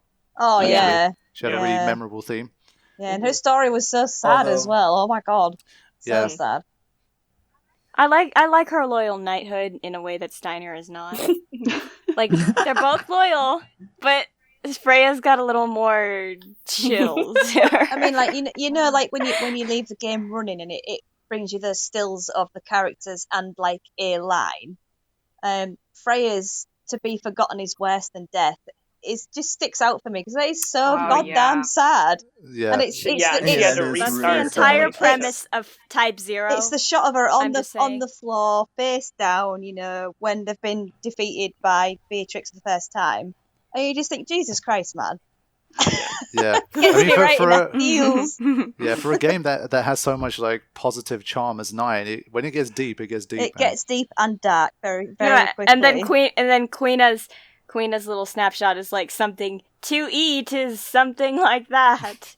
I think it's like I do what I want or something, or you have problem or something like that. I will say that I can't give like a full final like this is my whole opinion on FF9 like for myself because I haven't played it. So I can't say much about the gameplay. Like things that I've seen like Trance, I'll say I don't like that. Like that just seems garbage. That you don't have control over that at all. Like, but other than that, I'm not gonna make any comments on it because you kind of have to play it yourself. I think play a game yourself to make any comments on that. Yeah, I agree. Yeah, I won't say anything that right there. So I think in general, we gotta thank Josh for being the person to take the beating here in terms of trying to. I'll get flogged. And I'm ready. I am ready for the comment section. It's gonna be like a furious typing. Like you're gonna get flamed in the comments. Like we're gonna have to moderate all the comments the against comments are gonna be wild. How do your moderators not remember the quote Yeah. at the end? Oh my god. Like seriously, And then they though. Google it. Yeah. And then they Google it. They have to look it up. How unprofessional. Open quote, copy, paste, close quote. How don't you remember that? So, because there's a few more takes, let me move on to another one. Oh yeah, that was a long hot take, go. wasn't it? Let's do Yeah, it. that was a very long. Oh, that was a 20-minute Yeah. hot take. Yeah. Whoa. I mean, Whoa. to be fair, Let's do it. Let's keep the ball rolling. Let's go. to be honest, it was a pretty hot take. So I got some more heat for you guys for this one. Go. Okay. Okay, so on Twitter, DTG1102 says, the original Final Fantasy VII is an extremely bad game. It's a broken. Again with just. Sorry, let me go. They've got like a little Finish, paragraph. yeah. Yeah, go on. Yeah, let this person finish. We got like a little paragraph go here. on. It's a broken mess with bad storytelling. The new one, however, so far has a much better story, even if it's blasphemous. It's still better. People who feel otherwise, in general, are being nostalgic babies who refuse new and better. Babies. Oh my god. My Wait, God. They're being Hold on. nostalgic babies that what? Is that the whole thing? Yeah, that's Is the whole that the thing. whole thing? Okay. That's the whole thing. Okay. Hold on. Wow. I just want to Wait, say. So, Again with I the think this game is the I think worst. Erica wants to jump into this one. Let's see Erica's take on Do this. it. This guy are sick. Okay. That's Next it. hot take. That's Let's it. go. Next We're hot done. take. Wait, We're Bert, done this here. guy are This sick. guy are sick. The end of that tweet said like they're just being nostalgic babies that what? Who refuse new and better. Oh dear. Talking about the remake. So let me. I want to hear. I want to hear Jeanette. Jay's take on this. Yeah. Go Jay. Well, I mean, is the remake better in that case? Nope. No, I don't think. I mean, visually, yeah, and graphics, okay, and voiceovers and everything, yeah, it looks better. But while it's not perfect storytelling in the original 7 either, but in my opinion, it's one of the better stories that's out there, at least I think. And also considering all the spin-offs, I mean, the books, the videos, and everything, it can't all be nostalgia, though, can it? I mean, because it's gained a lot of fans over the years as well. I think even looking at this, the list that we looked at previously with like the top 5 fantasy games, the fact that even Crisis Core, for example, made it to 13 despite being a portable main title, it just goes to show this 7 is just so strong as a general game that Beautiful. Yeah. I think it's saying it's an extremely bad game, being a broken mess with bad storytelling. I think Yeah, that's I- like That just I'd like to BS. hear some specifics there about why it's so bad and like tell me which parts are broken. I'd like to comment on. We need to tell these hot take people to give us some more info. Yeah. There's You such gotta like really- sweeping statements like, oh, the whole game's a sack of shit. It can't be the Yeah, whole you gotta at game. least try. We Yeah. could do this with every game. Well, Just yeah. let's go down a list. You gotta at least It's try like- like me with 9. Like at least 3 on the own. It's like, jeez. He said At the least remake Googled was it. blasphemous. to be honest, I think to be fair, at the end of the day, it's Twitter, and Twitter's designed to be a very sort of. Yeah. If they gave us the whole Yeah. essay, I think it'd be less fun. I think it's just more Yeah. like they just bring the heat and then leave the rest to us. Bring the heat. I also Yeah, have man. Bring the heat. I also have another line like this guy are sick is sit down and drink your goddamn tea. Yeah. I think Shira! I think having a look at it, the only thing I would say is the broken mess part. I think is probably the closest thing to like okay, I kind of get it. Where like the Yeah. amount of ways you could exploit 7, if you kind of knew what you were doing, and like the glitches and stuff Yeah, like yeah, W yeah. item springs to mind, for example. Like, okay, like with that one, I think I can give some credit for that. But like, Yeah, but arguably though, you can break 7, you can break 8, you can break 9, you can break 10. If you agreed. put your mind to it, you can break any of the Final Fantasies. Mm. If you People want are to play it that determined. way. Hmm. I know every FF from 1 to 12 is breakable. Just completely breakable. Like, Yeah, 13 you can't really do that until you get to the Arclight step. During the main story you can't though, which is I think Nice. During the main story, you can't break it. Even when you're overpowered, the enemies do kind of scale to you, and the way that the system is set up, like if you have buffs, debuffs, plus a stagger, you can increase your damage output to maximum output. When your damage was initially like 2,000 normally on one of the end level enemies. So just the way that they set the mechanics up, it's meant to say, hey, if you set up right, you can get ahead, and if you don't set up right, you can still do it, but it'll take a while. I don't agree with 7. I think that's a big hot take. I'm curious about what they mean by like the storytelling is a mess, because you can't tell me that 7R didn't have a mess of things to work with as far as storytelling goes, because I was confused for a lot of it, especially if we're going to talk about what the hell they did with like all the of whispers, the whispers and like all the changes that they did at the final battle. What the whispers are. I'm totally fine with what the whispers were. It's like, okay, there are some impossible things that maybe can't translate from the old game to the new game, and you want the whispers as kind of like a cop-out to maybe keep things on track. I would have been totally fine with that if we didn't have it as the final boss. Yeah. Because, like, particularly because then it's just like, were people talking about the whispers, like the representations as bosses being like related to the characters in the movie in Advent Children as well? Like, I remember someone had mentioned that as well. I don't know if that's reaching. I think you're talking about the finale bit where you fight those I forgot their names, but there was like the 3 different the manifestations and I believe Sephiroth, I think. Yeah, and it's like, you can't tell me that what in it of itself was not confusing. They don't reference it, they don't talk about it, and everybody is reaching for all these different, like, theories for what they mean, and if they're time traveling, and it's like, come on.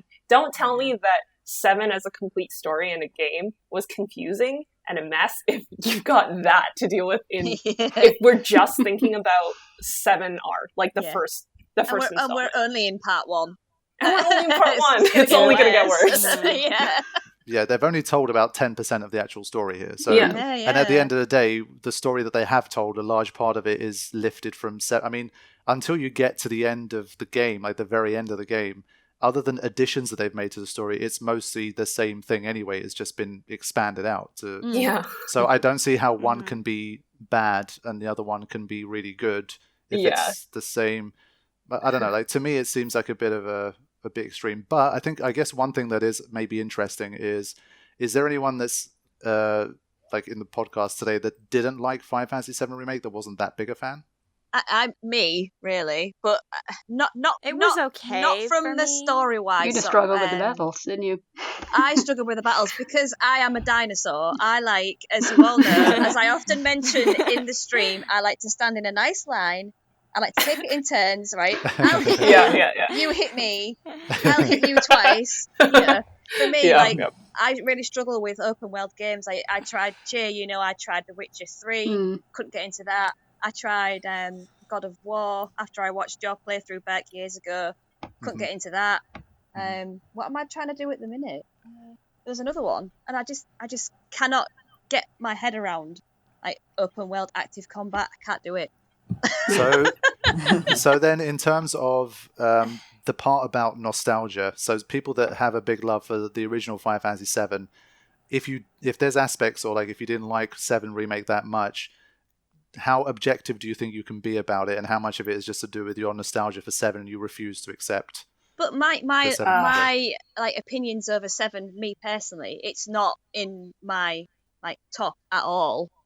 I never really got on with it for whatever reason. I don't know why. There's just something about it that I don't particularly enjoy. I like to watch it, don't get me wrong, but it's not in my top. So, when I say that I didn't enjoy the remake, I enjoyed it more for the story. For me, it was like we said, it was the battle mechanics, but like nostalgia doesn't come into it for me with 7. Whereas if you talk to me about Final Fantasy VIII, then but that's another story.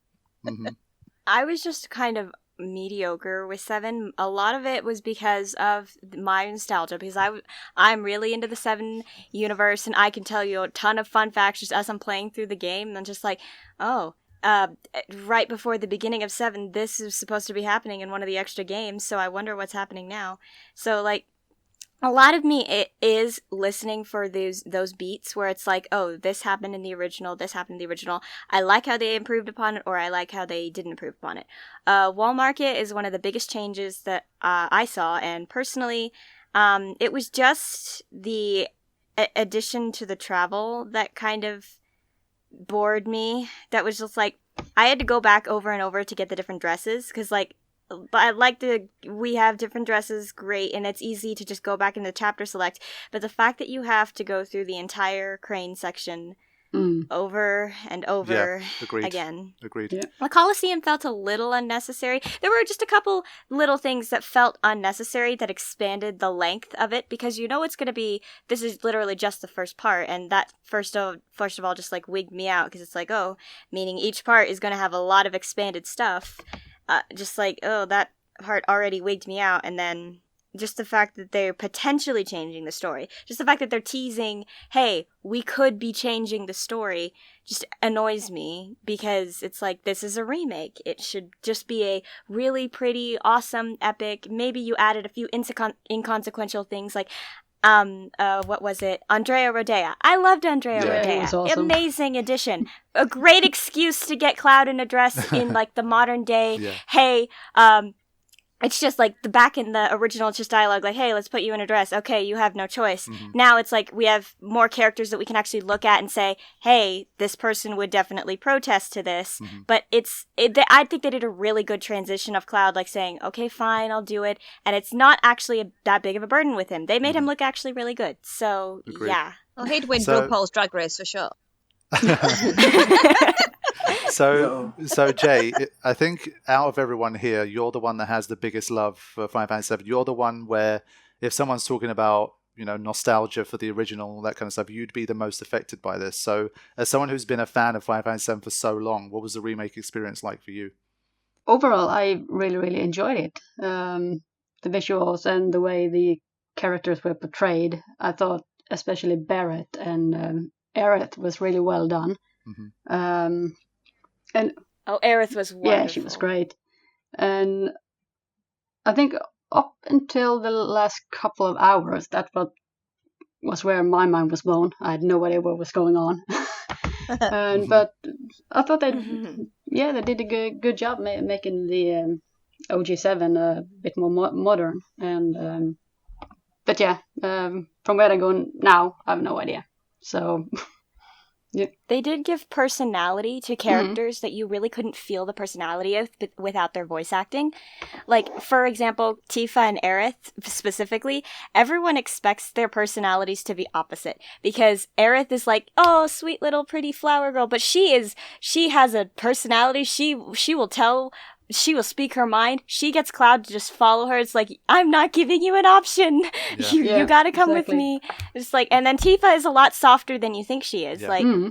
Like she cares. She's really worried and concerned about Cloud. She is really, she cares. She's more emotional than you'd expect her to be, as opposed to like, oh, she's the tough girl who fights with her fists, and Aerith's just the magic girl, she's the flower girl, she stays in the background. But it's like, no, their personalities are completely switched, and I think they did a really good job of characterizing them. Yeah, I agree. Agreed. I think one of my favorite things about it, maybe in that sense, was that the original Final Fantasy VII, like when I think about it, it's a very intense game. It feels almost like anxiety inducing at times. Like it gets heavy. And I think there's always this sort of, it's a game where it always feels like there's dark clouds. And I think maybe with the remake and with the adding of a bit more personality, especially from Cloud's side, a bit more banter, I enjoyed sort of getting a bit more relief. I felt like there's a little bit more like relief from that stress, the stressful world of 7 through the characters that they had. Cloud did do a lot of talking in the original. He's not like Squall, because people compare them to emo protagonists, but like he does do talking, even though he has his whole like whatever streak. He does do a lot of talking. He interacts with his team. He interacts with the girls, and it's like he is willing to indulge them, and he does care for Tifa enough to get dressed up for her. And it's like Yeah, he has a personality, and I think they did a really good job of characterizing that. Yeah, I think he maybe in the original they couldn't project his energy and his tone as well through like no voice acting. You know, his premise as a character, the way he looks, little polygons on the screen. Yeah, so I think he benefited a lot from like the glow up of the remake, I'd say. Agreed. They had things like "Let's Boogie," "Let's Boogie." Yeah, you wouldn't expect him to. Just like, can't you say something cool? He's like, let's go, team. Yeah, it's like his first response is to say, "Let's boogie," let's mosey. Yeah, but like you don't expect him, like an emo dark character who's gone through so much trauma. It's like he's just a guy, guys. Like he's just a guy. Yeah, in general, I think I like as a game, 7R, I really enjoyed it. Like, and I was like, I mean, of course, I haven't played it. I just watched Berg play it through his LP, so take that with a grain of salt. But it's like, I enjoyed going for the ride and everything like that, and like going through the story and the changes. Like, I was very okay with all of them. It's just the part when you like, I don't know if it's just like me being like a hard ass about it. It's not even a nostalgia factor. I barely remember playing the first game, but it's just that I don't want them to add time travel and like doppelgangers and like I just don't stuff that in the story if it was never in the story to begin with, because agreed, like 100%. Yeah, it just muddles. Yeah, time travel is a fun element in a game if it was meant to be there, but if you're just adding it to try and like string all of these different titles that you have for 7 like already existing together, it's just going to make things messy, and the storytelling is going to be off.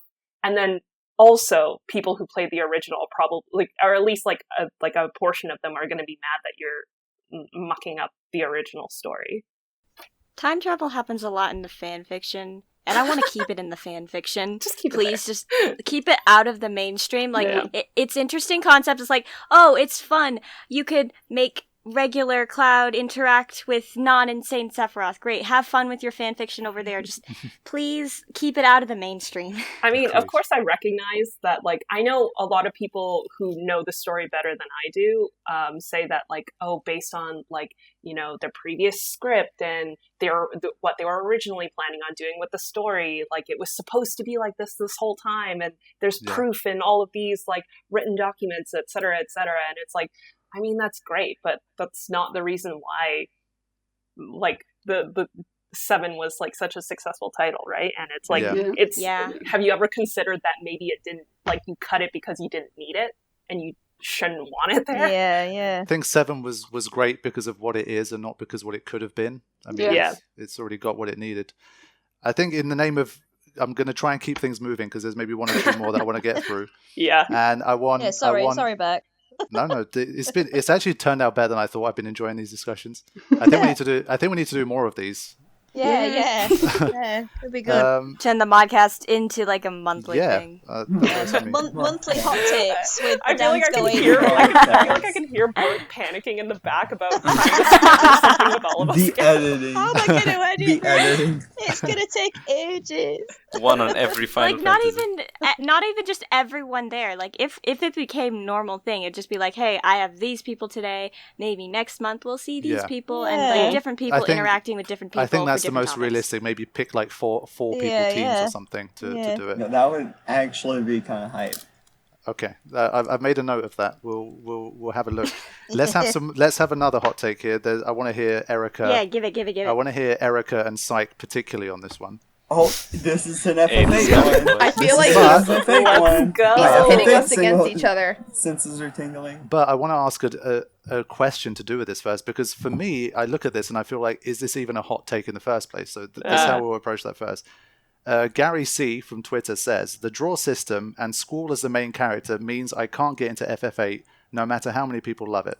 Now, is this even a hot take? No. Do you think? No, it's an opinion. No. It's an opinion, yeah. Because it feels to me like even people who really like Final Fantasy VIII, at least for the draw system part, like, I don't think many... Is there anyone that disagrees with that? Erica? If you like breaking the game... What do you think? If you don't like breaking the game, just... I mean, I don't mind the draw system, especially now in the remaster. In the remaster now, you can get through drawing very quickly because they have the 3 times speed. which does make life a little bit easier. And I mean, you can break it even faster. Yeah, you can break it even faster. But I mean, hindsight's 2020. Like we've said in the beginning of the Modcast, if you want to break a game, you can break a game, and if you don't, you don't. Mm-hmm. I mean, I'm pretty sure Psych did a No Junction run, and he got through it. Yeah. Yeah. So, Psych, what do you think about the brokenness of Final Fantasy VIII, or non-broken? It's one of those things that some things just don't work as much together. So you have these. The junction system in theory is really good, but in practice, it clashed very hard with the monster scaling system. And it's one of these things that I enjoy it, but I understand it's very faulty, and I can't blame people for complaining about it. I agree with you. Yeah, I think. Sorry, go on. Yeah, I think that's the part, because then he complained about Squall, and I think a lot of people like Squall though. Whatever. Yeah, so in terms of Squall, maybe get a bit deeper into why do you think people like Squall, or why do they not like him? Why is he polarizing? There's obviously this meme that he's like this emo kid, so he can be sort of just generalized as that. But I think Squall is one of those characters in the Final Fantasy series that has the most development, not just in 8, in everything. He does think a lot about things, even if he doesn't say them out loud. Like, he has one line where he's like, what's the point of saying it aloud? It won't change anything. Or what's the point of saying it? It's not like anyone's really going to change or their opinion or something like that. So I feel anyone who kind of agrees with that, like, I won't say anything because I feel it's not going to make a difference, maybe understands Squall better. Yeah, I feel Squall was a product of his upbringing, because he was orphaned at a really early age. And then the one person that he relied on the most, she disappeared, didn't she? So then he thought he was all on his own, and that he had to internalize everything, and that he had nobody to rely on, and nobody would rely on him. And I just think it's a really nice story arc where he starts to realize that there are people that care about him, and he starts to open up and care back. So I think people take him at face value and don't appreciate where he's come from and where he ends up. And that he's like 16, 17. I couldn't process that shit now, in my 30s, let alone Yeah. I remember one part of the game where Headmaster Sid he basically just puts it all on Squall. And you get this, you're in charge. and you get Squall's thoughts, and they basically mirror your own thoughts. It's like, how is this guy suddenly putting everything on this 17-year-old? Yeah. And there's this whole thing where the garden comes under attack, and you're like, oh my gosh, I have to be the one to tell all these people what to do. Save the hot dogs! Yeah. Save the hot dogs! And I think you can literally just click on everything. Like, get the defenses ready, get the attacks ready, get the hot dogs ready. Just, like, do everything. I do like, though, that at the end, Zell finally gets his hot dog. Well, he gets lots of hot dogs. He got so many hot dogs. And then he, chokes on He one. got so many hot dogs, he nearly choked on the hot dogs. I mean, to be honest, I was more invested in Zell getting his hot dogs than maybe 80% of any Final Fantasy character I've ever played. I think that Zell gets a lot of unnecessary stick. Joe Salisbury, I'm calling you out in this modcast. Oh, yeah. Mr. Medium Rare. Call out by name. Yeah, at Joe Salisbury. Yo, is this a modcast first? Call out by name? I think so. It is, yeah. That people are always being real sort of he's just like a little pocket rocket thing that just brings nothing to the story. But I love Zell's energy. I think he's fantastic. He's so good. And I do think Prompto was based on Zell from 15. Possibly, yeah. I think they're very similar. A bit of I don't know if this is a hot take and it's FF8 related, is she's not as bad as Sarah, but I'm not a Vernoa fan. I'm not. I don't think that's a hot take. I think a lot of people. I think it's a lot of stick. I think she's annoying. Yeah. I think similarly, she's not as bad as Sarah. I think, in my opinion, it's one of those things that I've always felt the game is sort of revolved around Squall, and it's a good example of how you can have a supporting cast which isn't too much in depth, but can still really support the main character's progression of. I mean, Selfie's my favourite, but that's because I am Selfie. Yeah. Selfie's a gem. Yeah. Selfie and Irvine are cute. Okay, like Irvine's annoying at times, but he's got a nice trench coat and he's got nice hair. So he's just a weenie. He's a weenie. That's so funny. So I gotta say, for 7 and 8, I think 4, 7, and 8 are the like 3 games that I'm least spoiled on right now, and so I feel like I could play them at some point and still enjoy their stories kind of fresh. I mean, 7, I know the big spoiler, but everyone knows the big spoiler. It's not even like a thing. Yeah. But I feel like I can still enjoy those games. But I really don't. I haven't even watched them like on stream that much. So I don't really have much to say about 8 and the characters and story. Oh, that was awful. Sorry. Sorry, Josh, by the way, can you hear Laura? Yeah, I can hear her. I was just like ignoring her. Yeah, because I was getting out what I had to say. Anyway, Laura, what did you say? Because I was focused on saying my thing. Well, when you were talking about the big major spoiler in 7, I said Eris kebab. Oh yeah. Skewered. Yeah. Oh dear. I'll have some halloumi with mine. Fatality. Okay, so I'll keep the momentum going, and I think Josh, this is one you're going to want to jump in on. Okay, FF12. Which game we hating on now? Right, here we go. So from Instagram, we have Shots Didn't Ricochet says, okay. I think Vaughn and Penello are actually well-made characters, and I don't get the hate they always get. Oh my god. Okay, hold on. I don't think. Damn. I think they belong in the story. I think there is legitimately. They are woven into the narrative, and when people say that they don't belong there, I don't agree with that at all because of the circumstance with which they officially go into the party. Like, the whole party gets together and leaves Bujerba to go to the Sandsea. They've just broken out of the Leviathan. They've just busted out of prison, fought with a Judge Magister. They are all wanted, priority number 1 to be captured for the Empire. So they can't really leave these 2 orphans behind in Bujerba with no way to go home, and they're wanted criminals. After these 2 just help them on this mission to break out this princess from this airship prison, they can't leave them behind. They have to take them with them at that point. Mm-hmm. So yeah, they have to be there in that party. Humane people couldn't leave them behind after all they did to help, and in that circumstance. But as far as whether they're well-developed characters that are good in their own right, Penello doesn't get enough voice lines, enough screen time. Mm-hmm. Fun fact, Ash never says anything to Penello. Wow. Wow. What a bitch. Go through the story. Go through FF12. Watch the movie version. But pay attention. Ash just doesn't talk to Penello. Doesn't Wow. acknowledge She just her. never does. It's Jealous. one of the biggest pleb. injustices of FF12. They never talk.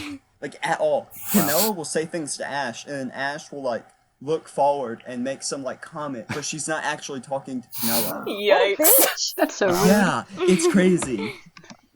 And then Vaughn, his character arc kind of ends at Jahara, or at Iruit Village, whenever he does his thing with taking a stand toward Jote, and then he goofs with Fran afterward, but then after the village, he just doesn't really have any character development past that. Mm-hmm. It'll be mainly other characters just talking about him as a character, Penelo will be like, "Oh, you changed, Vaughn." Yeah. And it's like, "Yeah, cool, you said it, but has he?" Yeah. Did it's he? just- Just saying a character change doesn't make him change. I don't think they're the best characters, but I do think that they belong there. It's just once they're there, they aren't handled the best. Cause Vaughn had some potential, like, to be a really good character, like when it was in Jahara, and it was right before, or it was right after the Tomb of Wraithwall, and there's this whole thing where he can see, like, the ghosts, but no one else can, and it's like, how's this gonna go with him and Ash? And they drop it! They just dropped it right there! yeah. I mean, as someone who didn't really play 12, so I don't really know the story clearly. And when you say like they're the main protagonist, like does it really follow their story from like start to end? Like, would it have been better if they had just like given the main character slot to someone else? If they'd given it to like let's say like Ash or someone? You kind of have to rewrite a lot of the story to do that. Yeah. But would it have been better if they were just like if they were recognized as like side characters rather than the main characters? If it were from Ash's perspective, maybe.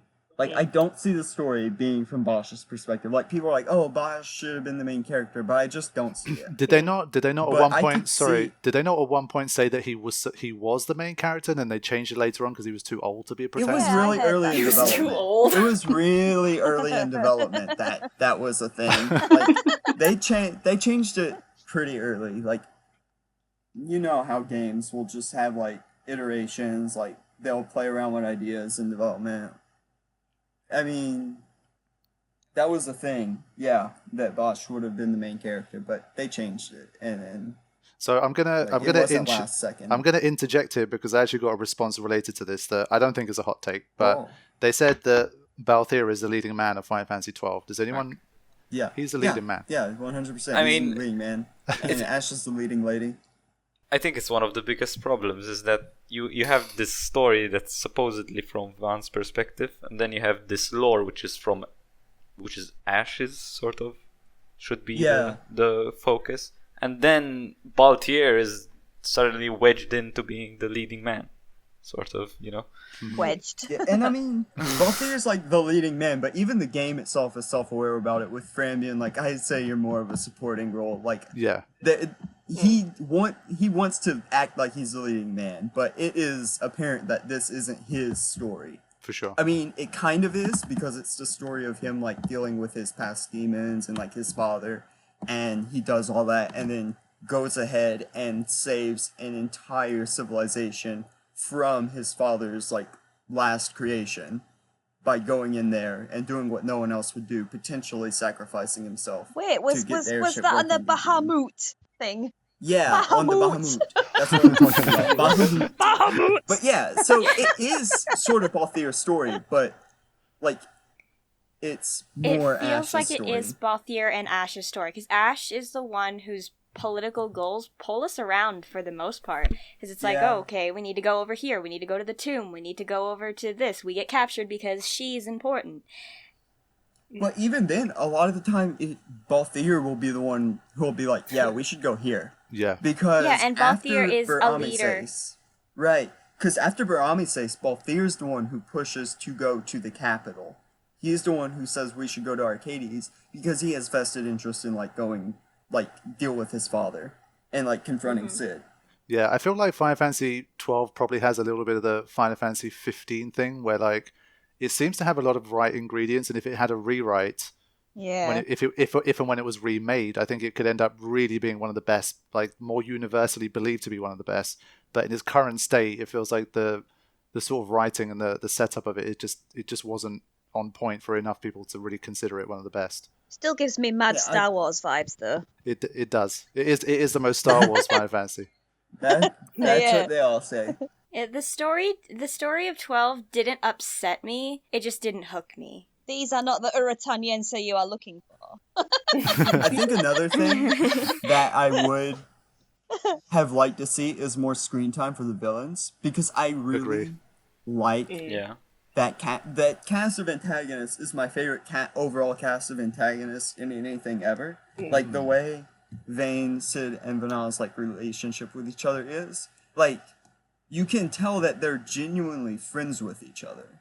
Which, like, the way, like, when Sid dies, he's like, oh, I have enjoyed these 6 years. Like, the way he talks to Vanna, it's like he's so fond of this, like, being right beside him.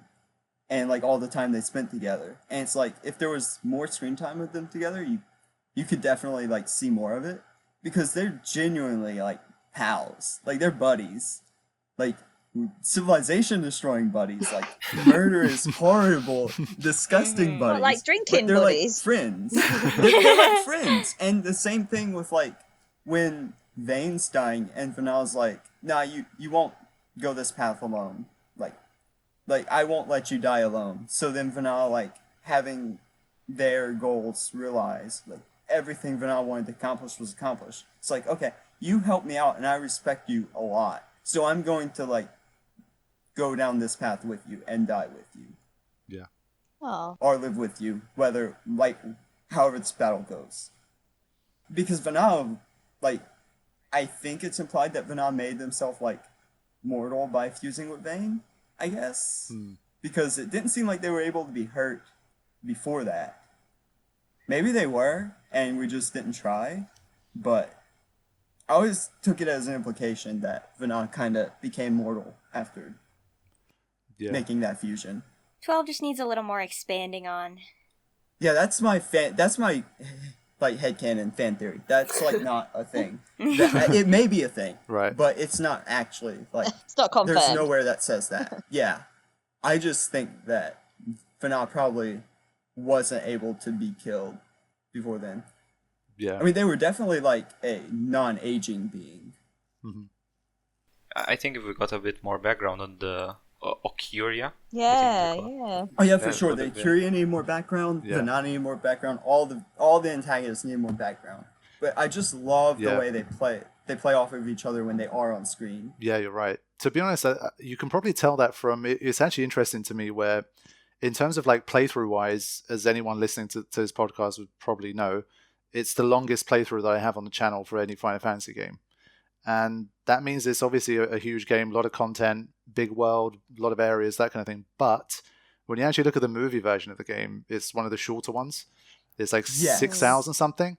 And so when you talk about this lack of the antagonist side, it feels like maybe there's like an hour or two's worth of movie version stuff that's missing there that should have been put there. Yeah, there could have been like a half hour of just like character moments. Because FF12 doesn't have that I can think of many plot holes. Like the plot at itself, like it's all there. Right. But as far as like the characters like working together and coming together as a group, it's just not all there. And that's the things that I wish was there. Is just more like as you're going from one area to another, like just having the characters maybe walking and talking with each other for like a few seconds. Just like cracking jokes or like talking about what's coming up next. Just a little bit.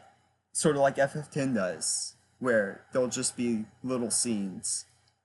But you need those to have compelling characters that people latch onto.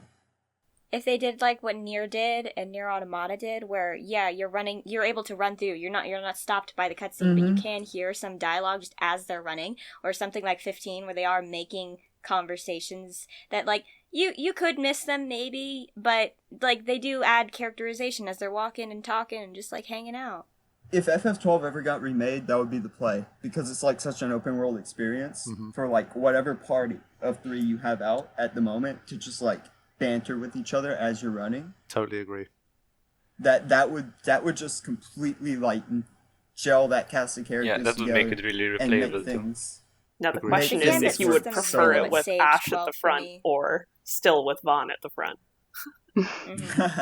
I'd say Ash and Balthier would make a good team in terms of their like strategic planning, because both of them are leaders, and if they like passive aggressively worked together and then they started actually taking each other seriously, then like that kind of development, I would love to see that.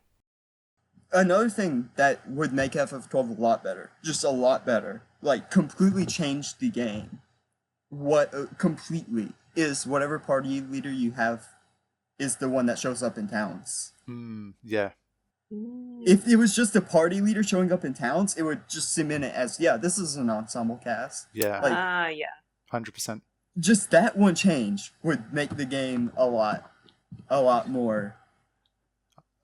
I wonder if someone like modded that or something, like the Steam version, you can change it, they swap the character models around. That'd be awesome. I wonder, because that would be a wonderful mod. Yeah. Because FF12 feels like it should be an ensemble cast. Yeah. It feels like it's in the FF6 Yeah. line Yeah. of games. So yeah, that I would like to see. Like if they just did that. And I feel like it wouldn't be that hard to just swap out the character model to whoever's party leader. That would be it. There's only a couple times that you need to be Vaughn, but that's an easy transition to say, oh, Vaughn, go over and do that. To go over and scream at everyone that you're Bosch. Yeah. Yeah. Okay, so you kind of agree with this hot take then, right? A little bit, yeah. That Vaughn and Pennell aren't fully realized, yeah. Yeah. Okay, I'm going to move on to... What, you expected me to just, like, suck FF12 off? Like, Oh my gosh. Oh, Sweet Moses. Sweet Moses. Jeez. Okay, I'm going to give you guys one final one. Because we haven't talked about Final Fantasy X at all. Oh. This isn't like a hot take about the game, but it was actually something really interesting that I've sometimes thought about myself, so I want to share it with you guys to see what you think. On Instagram, we have Brick_Flair, who says, Hamauzu did a better job with the Final Fantasy X soundtrack than Uematsu. That's kind of hard to, like, say, because I don't know which ones were, like, him and which ones were Uematsu, and, like, the ones that they both worked on, how much Uematsu had say in it, because I think they worked together on it, didn't they? Of course. I think for sake of debate, let me list you guys some tracks that Hamauzu has a hand in, and then you'll be able to get a better idea. So I'm looking through the soundtrack now. Bisay theme. Okay. Spira Unplugged. Hey. The boys. Hymn of the Faith, apparently.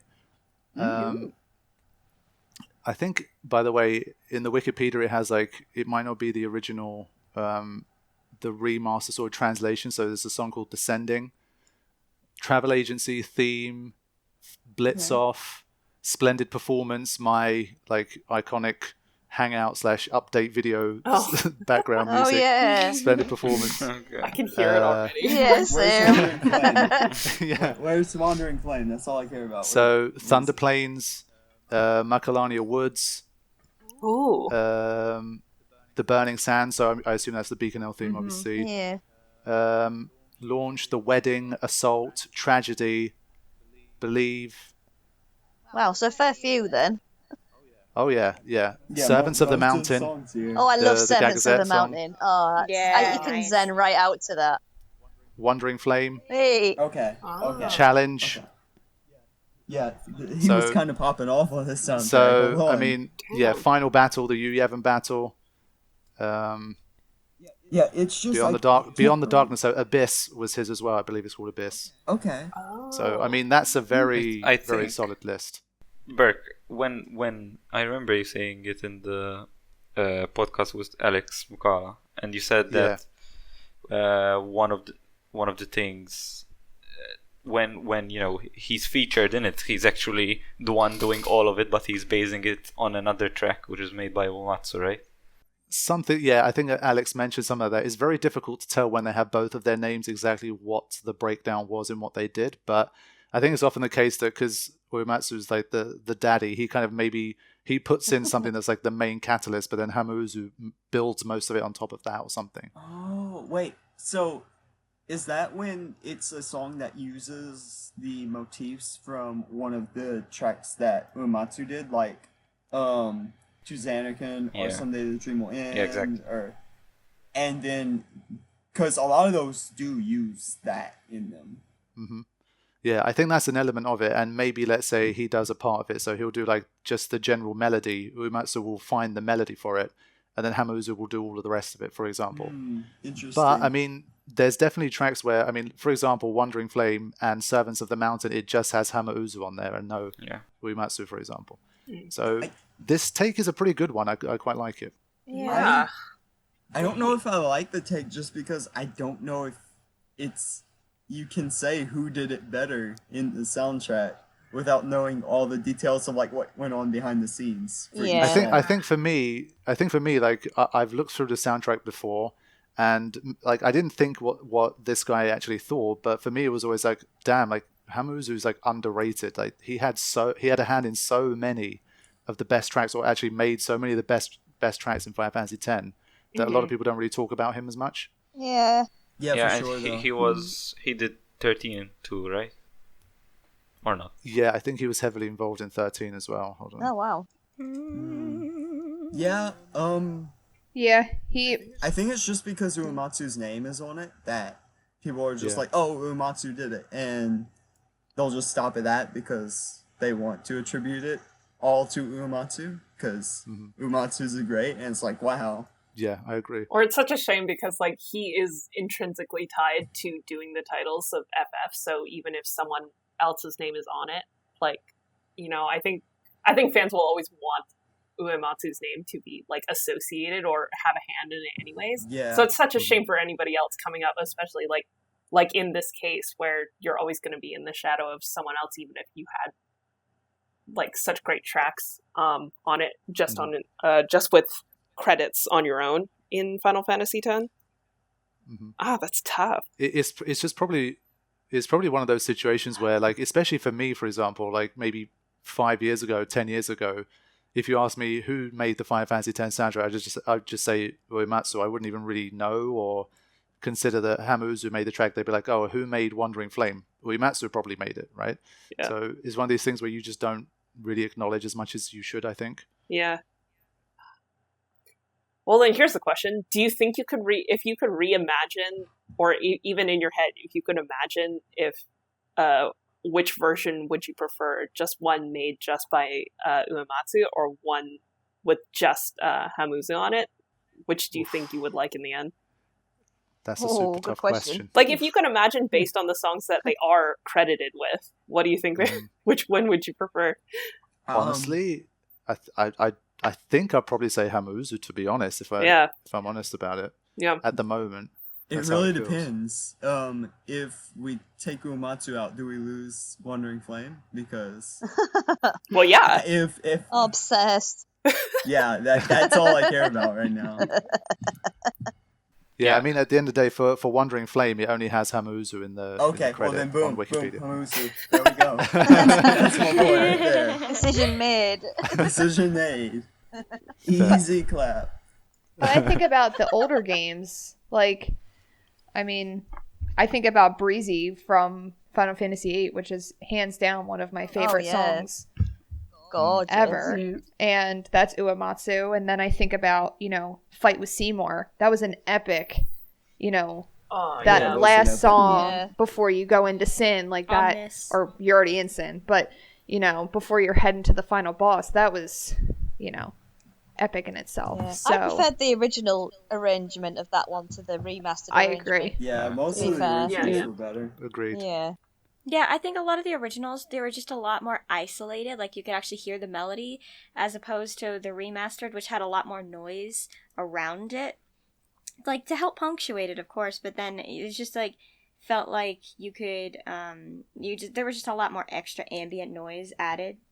Yeah. Like extra instruments or actually just noise? Yeah, like extra instruments especially. That happened the same with the Final Fantasy VII Remake, because I can barely hear the main melody as opposed to all the extra instruments that are being added. Just like, I like hearing specifically the one melody that's coming from that one flute or that one piano track, and then maybe the extra chords and stuff like that. But when I can hear the singular melody, I feel that I like it more than that. That's fair. Than the remasters where they add a lot of extra instruments because they have bigger budget, I guess.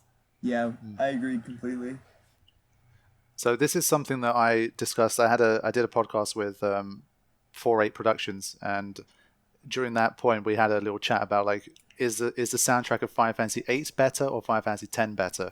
Oh, And it was one of those tough questions where it's impossible for me to extract my love and what, because I mean, I don't think you can take the tracks in isolation. Tracks are so intrinsically linked to the experience you have while you're hearing them that it's impossible for me, because I'm not a musician, so I can't really look at it from from this standpoint, musical standpoint, this is definitely better. So but it was, for me, the way I felt about it was such a hard decision, despite the fact that I love Final Fantasy X so much that that probably means Final Fantasy VIII was better for the soundtrack. Up the eight. So what do you guys think? I don't have an opinion on this one because I don't know if I feel I think prefer 8 over 10, but I think 8, if you look at it as a whole soundtrack, it's difficult to find one track that's bad. Sorry. It's difficult to find one track that's bad. Yeah, I agree. Yeah. Overall, for me, I think 8 is the best soundtrack of any of the Final Fantasies I played. One of my favourite tracks is Maybe I'm a Lion, when you're fighting Griever. Oh my god. The drums in that is absolutely fantastic. Or then going to the extreme, and the extreme is so amazing. Yeah, the extreme. Yes. You also have to take into account the fact that 8 had no voice acting, and I think back in the older days without the voice acting, they put even more attention onto the soundtracks because they are everything. When they help set up an entire scene where maybe the emotion in someone's voice can't actually be heard. Yeah, Beck, were you at Distant Wells when they played Liberi Fatale? I think I was, yeah. God, do you remember it? They played in the arena. Goose Pimples, man, it was fantastic. They played The Man in the Machine Gun when I went to Distant Worlds, and it was incredible. So crushed about that. Dance emojis. Yeah, it was so good. Edit that in. I remember that. Yeah, I'm just going to quickly, for one frame, I'm going to put a dance emoji. I like the salt flats a lot too. In in Esther. And then but Final Fantasy VI had a really great soundtrack. It did. That was another really good one. Strong. It was strong, and I mean, back to 8. I haven't played it. Back to 8 FH. Fisherman's Horizon's really good too. Fisherman's Horizon is so relaxing. Yeah. I fell asleep to it often. Yeah, it's beautiful. If we're actually just talking about soundtracks too, I used to write papers to the theme for Dali in Final Fantasy IX. Okay, yeah. Yes, yeah, that's a really nice theme. Yeah, it was so calming. Oh, Dali! I thought you said Dolly. I was like, what the hell's Dolly? Yeah, I was confused at first. Dolly? Oh, Dali. Dolly? Yeah, I still hear Dolly. I have no clue what we're talking about. Isn't it Dolet or no?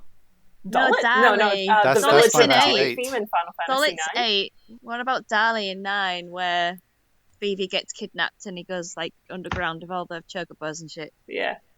Yeah. Yeah, it's There your you go. first Final Fantasy IX expert sounds off. Thank you, Laura. You're welcome. Oh man. You can quote that. Chocobos and shit. Oh, Dali. Okay. Now I get it. Dali, not Dolly. The village of Dali. Dali. I thought she was saying Dali. Dolet without pronouncing The the theme T. for Dolly? Yeah. No. Dolly. Dalek. Oh dear. Dalek. Man, still, I don't know. I think I might still prefer Uematsu on Final Fantasy X. If we're talking about if we're still on the topic of Uematsu. Yeah, I think I agree as well.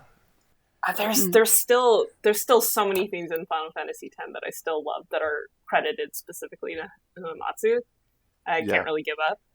Yeah, I think you can't really go wrong with either. To me, one of the reasons why 10 soundtrack is so great is just it's a nice fusion of both of them. They both brought something to the table. Yeah, you get to hear both. Yeah, in general, we're grateful that they're both. Actually, there's 3 I think are credited in here, but there's Nakano as well. That added some tracks. Yeah, you're glad for the fusion, but yeah. But I do agree he's underrated. Yeah. Yeah, I think that's probably like the main sort of take part of it. I think he definitely is underrated, but I think over time he's probably he's known by a lot more people in the community than before, I think. Yeah, because it's always Uematsu that goes to Distant Worlds, isn't it? And Arnie Roth. Like, you never see anybody else. Yeah. I think Hamauzu also had a part in the remake, right? I think he did, yeah, I believe so. I'm not sure how much, but he did. Speaking of Distant Worlds, hopefully we get to go to Distant Worlds in September. But oh my god! It depends on what Boris Johnson decides to do. Yeah, Bojo. I have so little faith in Canada right now. Yeah, it's one of those. It would be amazing, but it's like, how optimistic am I? It's like not very, but yeah, it's gonna happen someday. Hopefully, the mod squad is gonna meet for Distant Worlds. We're trying to make it happen. Yeah. Okay, so I think we've been doing a lot of hot takes. It was good fun, and I've got more. But I think we'll see. I mean, I enjoyed this a lot, and I think you guys did too. So it's the kind of thing great fun. I'd enjoy doing in the future as well. Yeah. So I think we can slowly start wrapping it up. To bring it back sort of full circle, does anyone have anything they want to say about like the stream and like the whole, the general Spirit Unplugged stream sort of stuff before we sign off? I still love my job doing it. Yeah. Yeah. It's still so nice to see like regulars that we've had for the 3 years, or 1 year, 2 years, whatever. But it's also nice to see a constant stream of new people being in there as well. Getting to know new people, 100%. Where they're from, like how they came across the stream. It's just no 2 days are the same. It's brilliant. I love it. Yeah, in general, with like, as far as being on, like, we've all been, I mean, I'm one of the last people to get inducted into being a mod, but like, as far as like, we've all been doing this for upwards of like years, like 2 years or something like that. Or most of you guys have anyways, and I'm still not tired of doing it, and it's still quite enjoyable doing it, even like as a voluntary thing, and that's pretty special as far as like finding a community to do that with, like for Burr. Yeah, I mean, it's just one of these things that the longer it goes on, it's always just amazing to kind of think back, and obviously as you settle more and more into just the routine of this thing existing, it's something I always have to try and remind myself of, because obviously, there's times when we have more difficult times on the stream. Sometimes things happen, but it's one of those things. Obviously, we do our best to sort of maintain. We've had a philosophy from the very start, and all we've tried to do is to maintain that philosophy. It doesn't work for everybody, and it's one of these things. Just because everyone's free to sort of interact and be a part of it, it doesn't mean everyone's going to get along. Everyone's going to like the rules. Everyone's going to make friends there. Yeah, it's not like a free for all. Yeah, You're not entitled to your opinions sometimes. It's just one of these things that we've tried to implement a set of rules, and at the end of the day, the most important takeaway I think from this sort of stuff is that it has been 3 years, and I think some people maybe don't understand the significance of that. And I'm not saying it to sort of give the stream a pat on the back, but it really is the only one of its type on the platform. And we're still here. As you can hear from all the mods, we've all become great friends. We're still enjoying it. And, views wise, the stream has been clicked on 6.5 million times. That's insane. Crazy. That is Since we started it. That's so great. So, I mean, that's what's been going on. So imagine the number of new people we've had to see and to interact with over that period of time. I mean, it's been absolutely insane. And whatever experiences we've had, we've always tried to maintain a nice positive vibe, make it a place to escape from like the difficulty, especially during the pandemic. I think people have realized the value of that even more. It was a massively like safe space during the lockdowns, as like where you could talk to people and just decompress from everything happening around you. Yeah, and it's sort of it's sort of finding that fine balance between making it welcoming for everybody, but also trying to maintain some kind of order and certain like things that we want for the safety of the viewers, and because everyone can be so anonymous there, I don't think people consider just how many different types of people you can get on the stream. Not everyone is 100%. not everyone is well intentioned. Yeah. That's even a slip up that I forget sometimes when I'm on there. I just I forget my boundaries just as a person and how much I should be sharing. Yeah, and, same. Yeah, and like, I mean, it means it's a great environment. Like, you know, I feel safe and comfortable talking there, but Yeah, it's one of those things where this year especially, I think it's maybe become a victim of its own success in some ways, because it's one of these things where we do want everyone to feel as comfortable in there as possible, but if we truly let that happen, then that would also mean that we don't moderate anything either. Yeah. And then it'd just be a mess. Curses and spam bots just all over. Yeah, it turns into chaos, because the only way that this whole thing works is if we have a set of boundaries in which we all try to play in. And sometimes it works. And in general, we keep each other in the loop quite a bit on all of this stuff together. So it makes it far less of a stress. We're all very well aware of what goes on in the stream, even when we aren't there.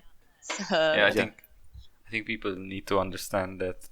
I understand when, you know, everyone has their own opinion on it, and from their perspective, everything, you know, it makes sense. But we think a lot about these things, and we have so much background discussion that, you know, no one really sees. And no. And I think sometimes what people have to be careful of as well, like on the stream, is burnout. Being there all day, every day, you can't maintain that at all. Even we can't do it as mods, because you just drive yourself mad. Yeah. So that's another way in which, again, I think it's a victim of its own success. We've seen a lot of people that come in like 1,000 miles an hour. They're on like literally 16 hours a day for 3 months straight. And I think within like a week, we start chatting amongst ourselves like, this person's going to burn out very soon. And it always happens. It always happens. It always happens. Yeah. And so it's one of these things where I personally, as the person running the stream, I'm super proud that people enjoy it enough to be there so much. It's great to see. And obviously they must be enjoying themselves if they want to be there for that long. But it's like, it's one of these things that everyone is different. Some people can maintain that kind of interaction level, but I think it's good to sort of decompress sometimes and try to be active in other communities and other kinds of things as well. It's like for me, sometimes I like to take a few days off from the stream. I don't go into it. I don't check it out, and it's almost like a nice refresher when I go back in. Like I see some new faces I haven't seen, and I enjoy that. It's definitely something that I think adds to it. So in general, I mean, I think, again, the success of the stream, I think, speaks for itself. The fact that we're still here 3 years later, the numbers are just as strong as they've ever been. You know, the mods are still here. They're still enjoying themselves. Yeah, we all have good job, with guys. each other yet. We're still here. Yeah, we don't hate unlocked. Each other yet. But as far as like, I mean, I feel like we said it before, but as far as like, you know, a group of strangers that came together on the internet to like help like wrangle this stream together, it's pretty impressive that we're all still here. It's, to me, it's a massive like stroke of luck, because again, it's one of these things where I look at the stream and it takes a very long time to sort of get a feel for who is a reliable person in the community that, you know, over the course of like 6 months, a year, 2 years, 5 years is going to be there and continuing to bring like a positive sort of influence on the stream. And sometimes even after 2 or 3 months, you can be wrong about someone or something like that. And the fact that most of you guys, I barely had a few days to figure it out, and somehow most people are still here. Crazy man. I don't think that was me being particularly like great at picking mods. It was just a lot of it was just good luck, I think. And so I'm very blessed to have such a group. It's the whispers. It's the harbingers of fate, leading us down our path.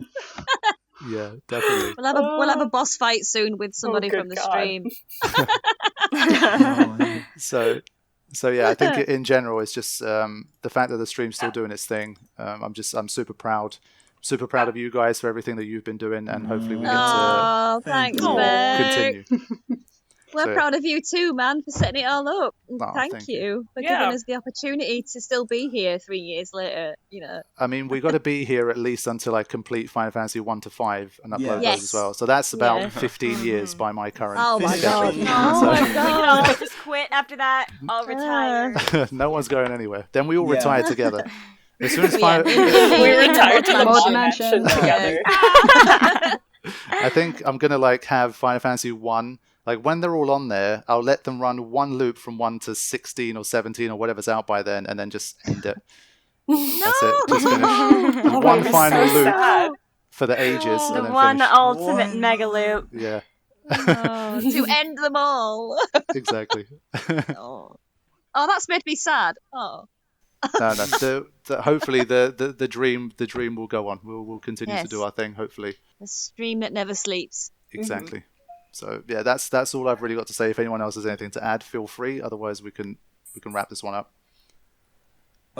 Yeah, I'm waiting for you guys in the comment section. I know you want smoke. I know what I said about FF9 will cause some real intense fire down there. I'm watching. Watch, it's just gonna be from us. How Okay, so dare if you want, he? hold on. now that we've got to the end, just in terms of like signing off, I'll maybe just like call each person's name just so you can say any final words that you want to, so we don't speak over each other. Okay, sure. So I'll start with Erica. I could hear you a minute ago, by the way, when you said, "Can you hear me?" So if you want to say anything to sign off, it's your chance. You guys can hear me? I'm good? Yeah. Okay, Yeah. cool. Yeah. I've really enjoyed this journey. Been here since the beginning, as a lot of us have been, and just continuing to make those memories. And a lot of us are incredibly busy, with things going on in our own personal lives that are outside of the stream. But it's always nice to come back and feel that sense of community that you don't always get everywhere else. I've had a few community members who have come into chat and said, I've been to other streams and it's just pure chaos. And it's nice. They say it's nice coming to, your channel, Burke, and having the live stream and just, being able to kind of just chill out.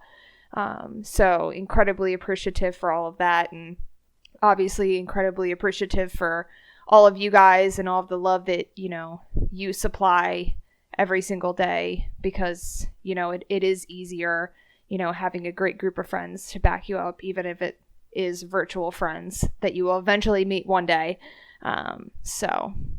But here's to many more years, as always. Yes. Yeah, I really appreciate you letting us come do this for a second time. And anybody who watched through to the end, I really appreciate you guys for sticking through for probably what's going to be about 2 hours of video. And yeah, I really hope be able to do this again sometime. Maybe do that like 4 people at a time thing. Who knows? Like, come at me, FF9 fans. That's all I'm saying. I know it's coming. Thanks again for having us on for another round of the Modcast. Thank you to everyone who's listened through. God, we've recorded 2.5 hours of content, I think, somewhere around that. So, save for Burke's editing, to which thank you for doing that. Thanks for listening and all of that. I think, is there anything else to say? I don't think so. That's been good. Yeah. Basically what everyone said. Thanks for having us on again, and for the opportunity of being here. And obviously a big thanks to the stream viewers for, in the end making this happen, because the stream has to run with viewers, so if they weren't there, it just wouldn't manage itself. There's a good video that I was discussing yesterday called Final Fantasy XV is a mediocre disappointment. So that's Oh God, that explains a lot of what I was trying to say. no advertising.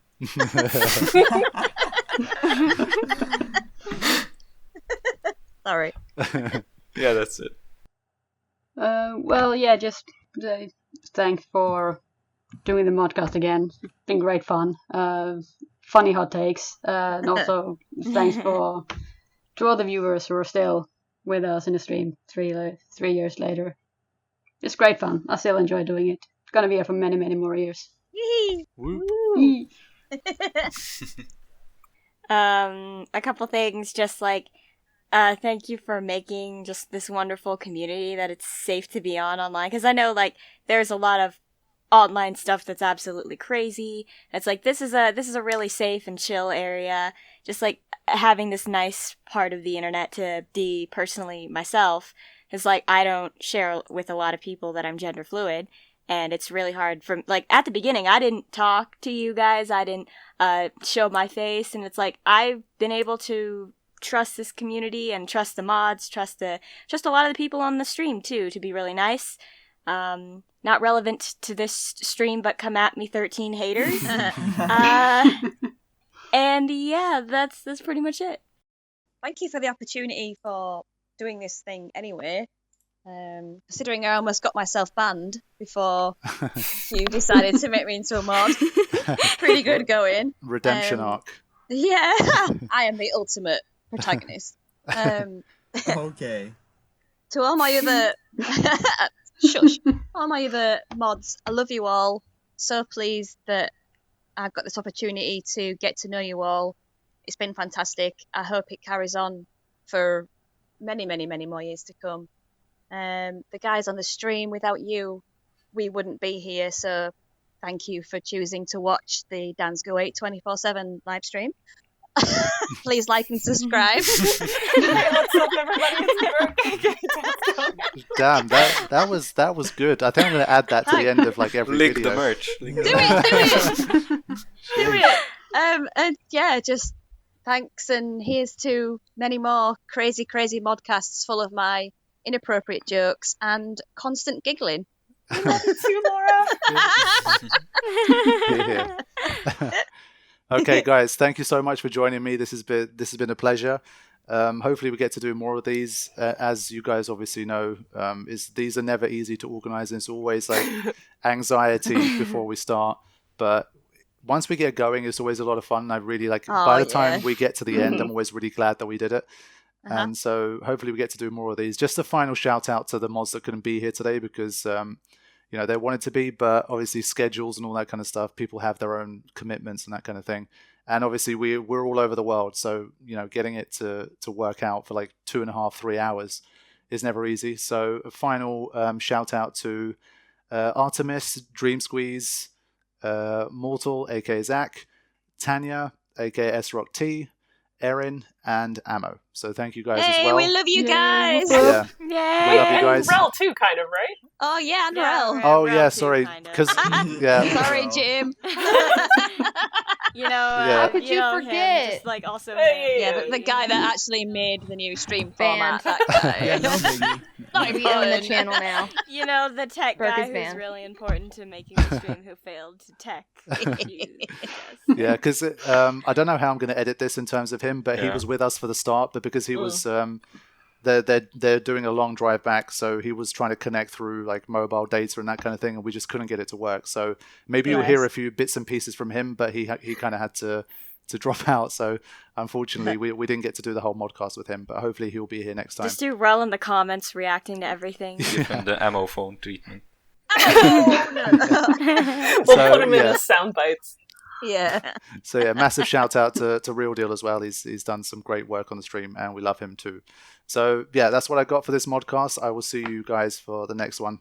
Thank you all for listening, and thank you to all the mods for being awesome. See you next time.